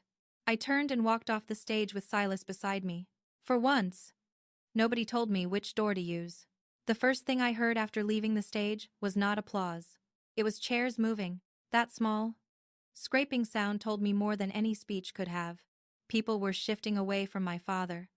Not all at once. Not dramatically. Wealthy people do not flee a burning building if there is still dessert on the table. They reposition. They whisper. They check phones. They quietly decide whether the man they praised 10 minutes ago is now a liability. Byron Vance had spent his life collecting important people. Now those important people were remembering other appointments. Silas walked beside me down the steps from the stage. He did not touch my arm. He did not guide me like I was fragile. He simply stayed close enough that if I chose to lean, he would be there. That was enough. Behind us. My mother's voice rose. Byron. Do something. That would have been funny if I had not heard that same sentence my whole life. Do something. Fix the optics. Manage the room. Control Elara. Protect Skylar. Never tell the truth if a better-looking lie was available. My father stood frozen near the podium. The grocery gift card sat in front of him like the world's smallest judgment. $20 in plastic. Finally, an investment he could understand. Skylar pushed back from the front table so hard her chair nearly tipped. You ruined me, she snapped. I turned. She was standing now, one hand gripping the edge of the table, her silver gown glittering under the ballroom lights. She looked less like a golden child and more like a Christmas ornament that had just learned about gravity. You ruined me, she said again. Louder. Do you know what people will say? I looked at her. Probably the truth. If the evening stays productive. Her face flushed. You had no right to put my photos up there. Skylar. You posted them publicly. That is different. Only because you liked the angle. Trent stood beside her. But he had moved a clean step away. A small step. Sure. But in rich engagement language. That was practically a press release. Skylar noticed. Trent? She said. He adjusted his cuff. I need to understand what is going on. I almost felt sorry for him. Almost. But this was a man who had laughed about my little tech hobby while sitting next to a woman whose lifestyle had been kept afloat by my stolen credit. Sympathy had left the building through the service entrance. My mother came toward me quickly, tears now shining in her eyes. Elara, how could you do this to your sister? There it was. Not how could they forge my name. Not how could they drain my education fund. Not how could they leverage trust property tied to my grandmother. How could I reveal it? Some families do not hate crime. They hate witnesses. I held my bag against my side. Mom, I did not do this to Skylar. You embarrassed her. You handed me a grocery card in front of a ballroom. That was meant to help you. No, it was meant to label me. Her mouth tightened. Good. Labels had been her favorite tools for years. Difficult. Bitter. Unstable. Unsuccessful. Ungrateful. She pinned them on me so often. I started checking my own reflection for them. Not anymore. My father finally stepped down from the stage. He moved slowly. Like every board member in the room had become a camera. Elara, he said. His voice had changed. Not soft exactly. Byron Vance did not do soft unless a donor was watching. But the steel had thinned. We need to discuss this privately. I looked at him. You keep using that word like it still belongs to you. His eyes flicked toward Silas. This is family. Silas said nothing. That was generous. I answered for myself. No, Dad. This is identity theft. Forged financial documents. Possible trust violations. And a public defamation campaign with bad catering. A few people nearby went very still. My father lowered his voice. Careful. I smiled a little. That word worked better before I had a forensic accountant. His face tightened. My mother looked between us. Forensic accountant? Skylar's voice cracked. You hired someone? I turned to her. Yes. Adults do that when signatures appear on loans they never signed. My father leaned closer. You have no idea what pressure I was under. That was the closest thing to confession he had offered all evening. And of course, it came dressed as an excuse. I looked at him for a long moment. That was my father's favorite trick. He took his pressure and made it everyone else's responsibility. Business pressure became my education fund disappearing. Image pressure became Skylar needing luxury proof of success. Debt pressure became my social security number on loan guarantees. Family pressure became me sitting at a folding table with a badge that said limited access. Pressure. Please. A tire has pressure. That does not give it permission to run over your daughter. You were under pressure, I said. So you used my name. His jaw worked. You used Grandma Helen's trust. His eyes darkened. You let Mom tell the family I was struggling. So if I ever spoke up, I would sound unstable, Mother whispered. I was protecting us. From what? Consequences? She looked away. There it was. The whole Vance family motto. Finally stripped clean. Protect us from consequences. I opened my bag and removed a folder. Not the full dossier? Just one document. Already prepared and reviewed by counsel. My attorney had told me not to serve anything personally if it could be avoided. And I respected that. But there were notices that could be delivered formally through the proper channels. And there were copies that could be shown to make a point. I held one out to my father. He looked at it but did not take it. So I placed it on the table beside him. This is a copy, I said. The formal notice will come through counsel. His eyes dropped to the page. 30-day notice to vacate. My mother made a sound like the air had been pulled from her chest. Skylar stepped forward. Vacate what? I looked at the three of them. The estate. My mother grabbed the back of a chair. You cannot be serious. I am very serious. That is our home. It is tied to debt your company defaulted on, and assets you may not have had the right to pledge. Thorn Global holds acquired interests connected to the mortgage instruments. Counsel will handle the rest. My father looked at Silas. You did this. Silas finally spoke. No. Byron. You borrowed against a life raft and mocked the people who knew where the waterline was. My father's eyes burned with humiliation. I knew that feeling. He had taught it well. But the difference was simple. My humiliation had been manufactured. His had receipts. You cannot throw your parents out, my mother said. Mom, I am not throwing anyone anywhere. I am refusing to keep paying for a house you used to erase me. Her tears came harder. This time, I did not move toward her. That may sound cold to someone who has never been trained to comfort the person hurting them. But there comes a day when you realize compassion without boundaries is just a door left unlocked. Byron picked up the paper and read the first lines. His voice dropped. You would destroy your own family? I almost laughed. Not because it was funny, because it was perfect. A man can spend years stealing from his daughter, humiliating her, forging her name, and building a public lie around her life. Then, the moment she steps out from under it, he calls her destructive. No, I said.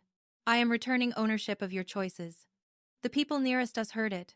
One woman at a donor table looked down at her lap. An older man who had once golfed with my father turned his chair slightly away. As if distance could prevent association, my father noticed. That hurt him more than my words.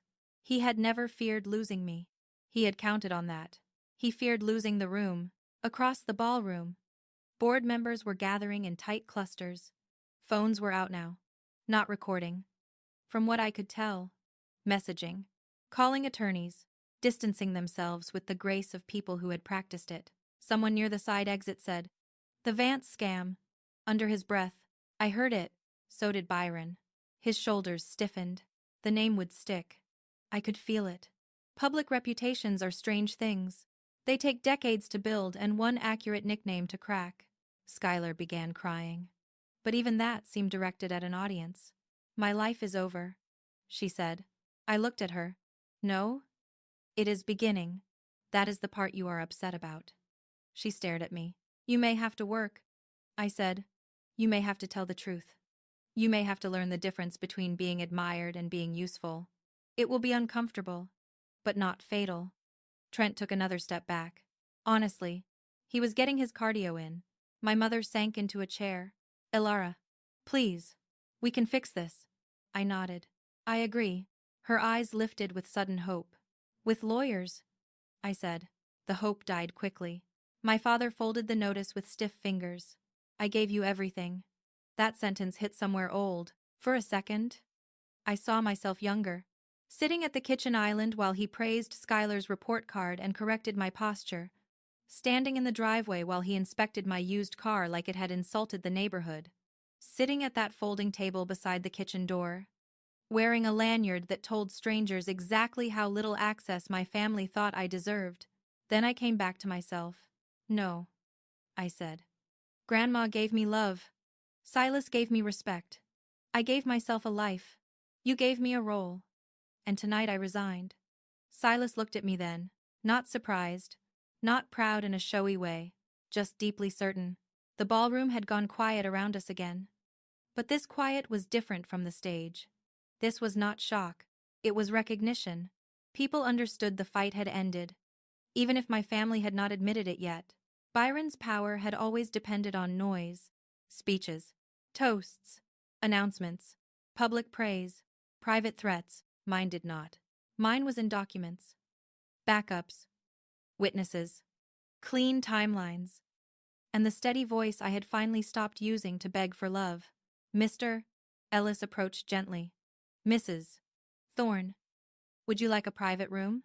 I looked at him, then at the ballroom, then at my family. "No, thank you," I said.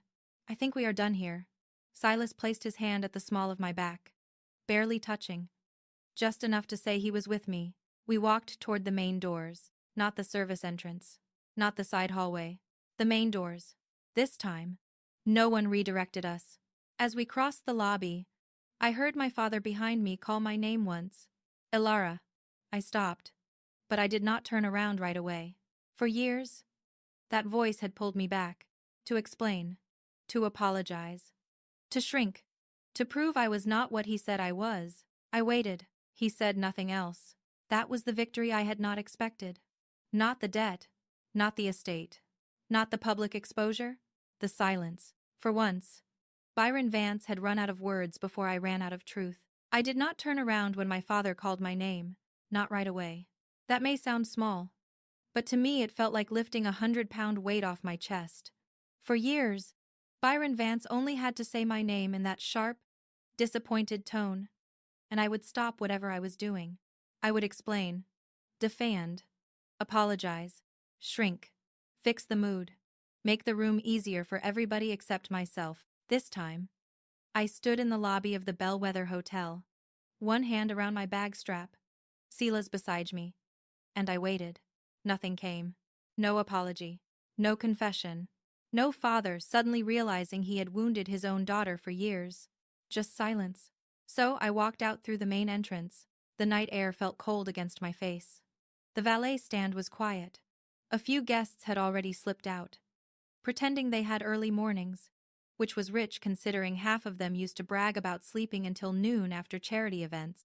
Silas handed the valet ticket to the attendant, then stood beside me under the awning. "You okay?" he asked. I looked at the streetlights, the passing cars, the hotel windows glowing above us. "No," I said, "but I think I will be." He nodded. "That is honest." "It is annoying.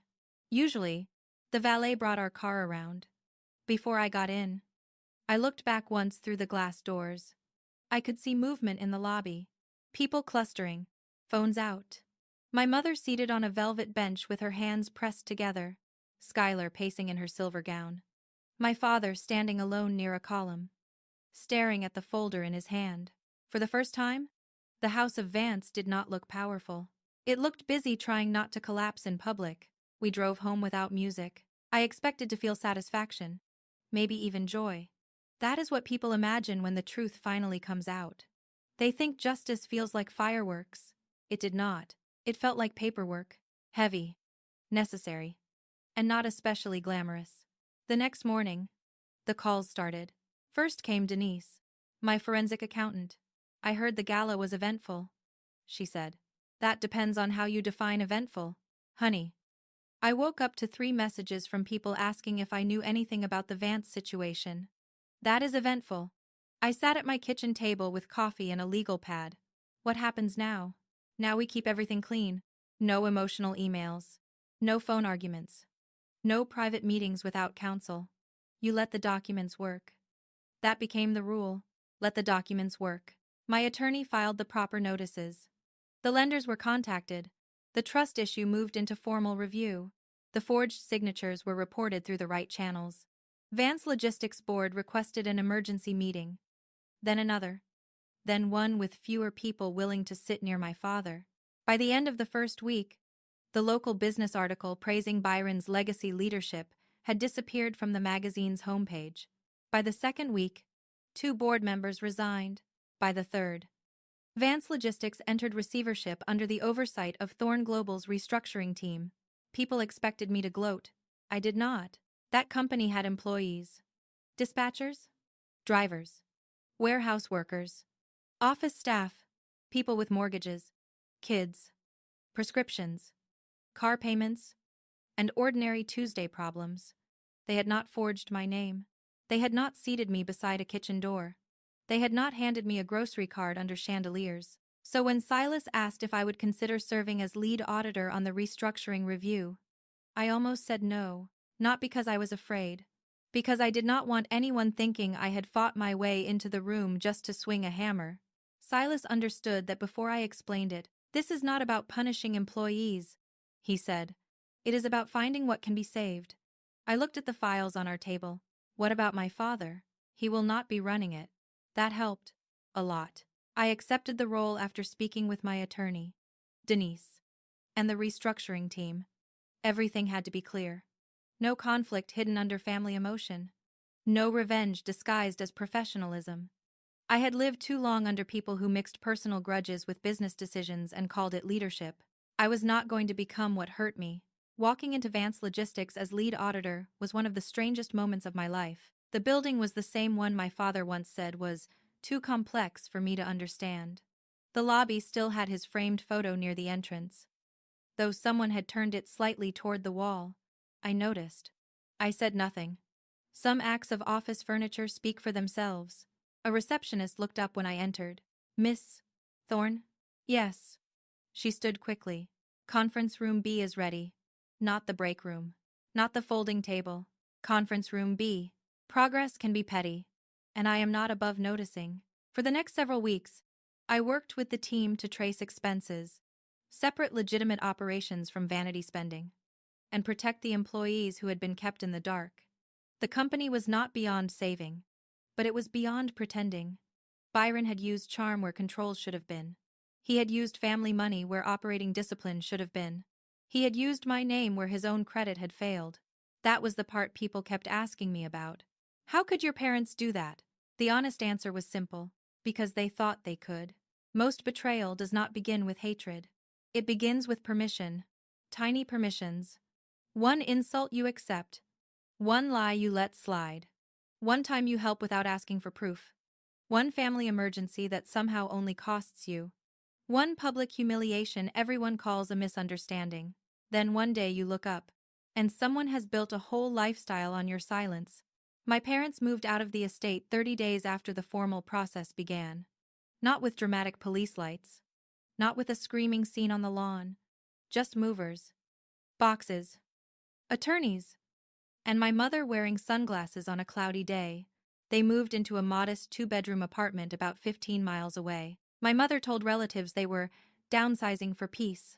Of course she did. That woman could fall down a flight of stairs and call it vertical travel. Skylar's engagement ended quietly.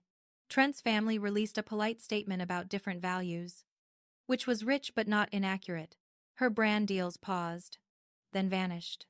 For the first time in her adult life, she had to get a job that required showing up, even when nobody liked her outfit.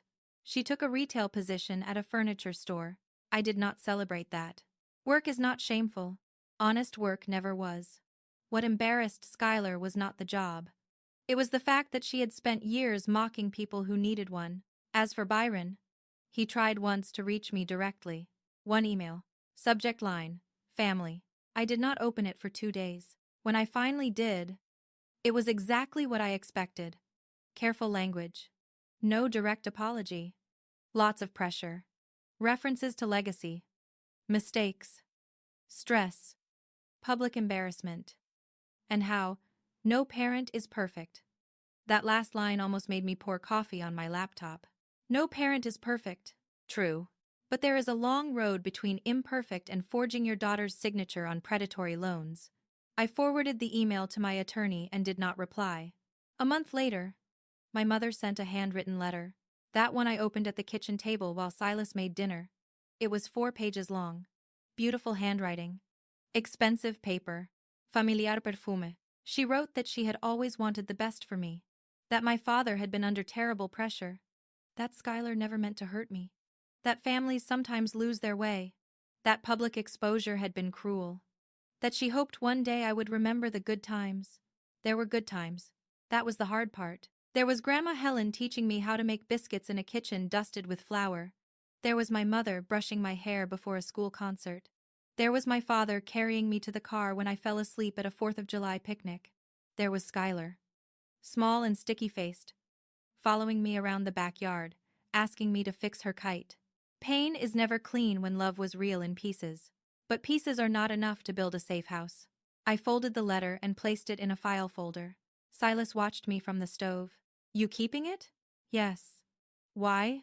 I wrote a label on the folder. The past. Then I slid the letter inside, because I do not need to burn it to be free of it. He nodded once. That sounds like you. Some endings are not loud. Some endings are a locked drawer. A quiet dinner. And realizing your body no longer braces when your phone buzzes. Months later, I stood on the balcony of the home Silas and I had bought after everything settled. Nothing ridiculous. No marble staircase. No hedge maze pretending to be landscaping. Just a warm house with good locks. A small office for me. A kitchen big enough for friends. And a balcony where the evening air moved gently across the railing. The city lights stretched in the distance. Silas brought out 2 mugs of coffee and handed me one. Lead auditor, he said.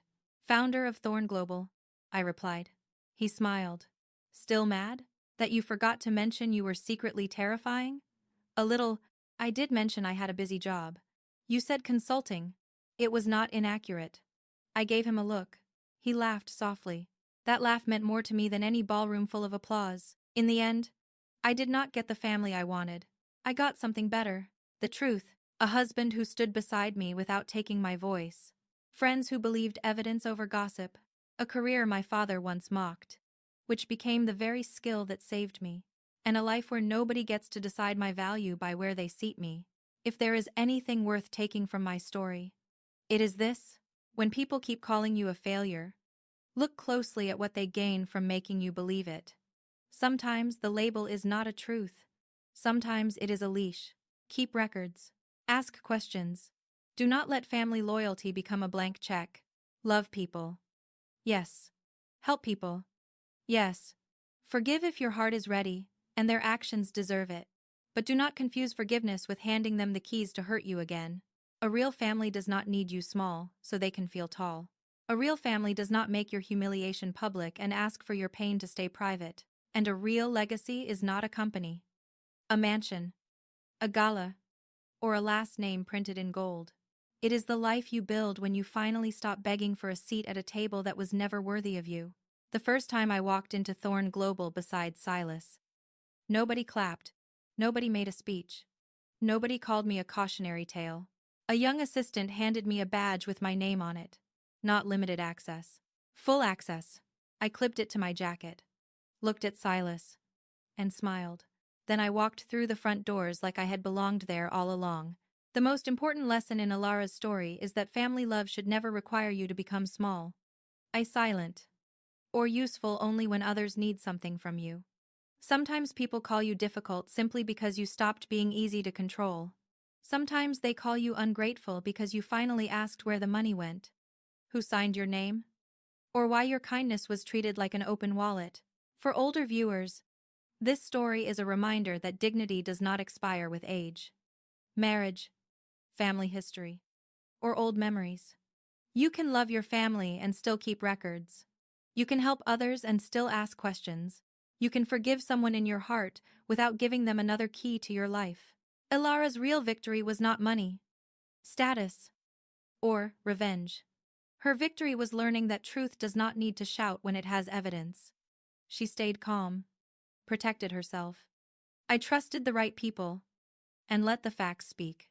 In real life, never let anyone use family loyalty to make you ignore disrespect, financial pressure, or public humiliation. A real family does not need you weak, so they can feel powerful. Your worth is not decided by the seat they give you. It is shown by the life you build when you finally stop begging for their approval.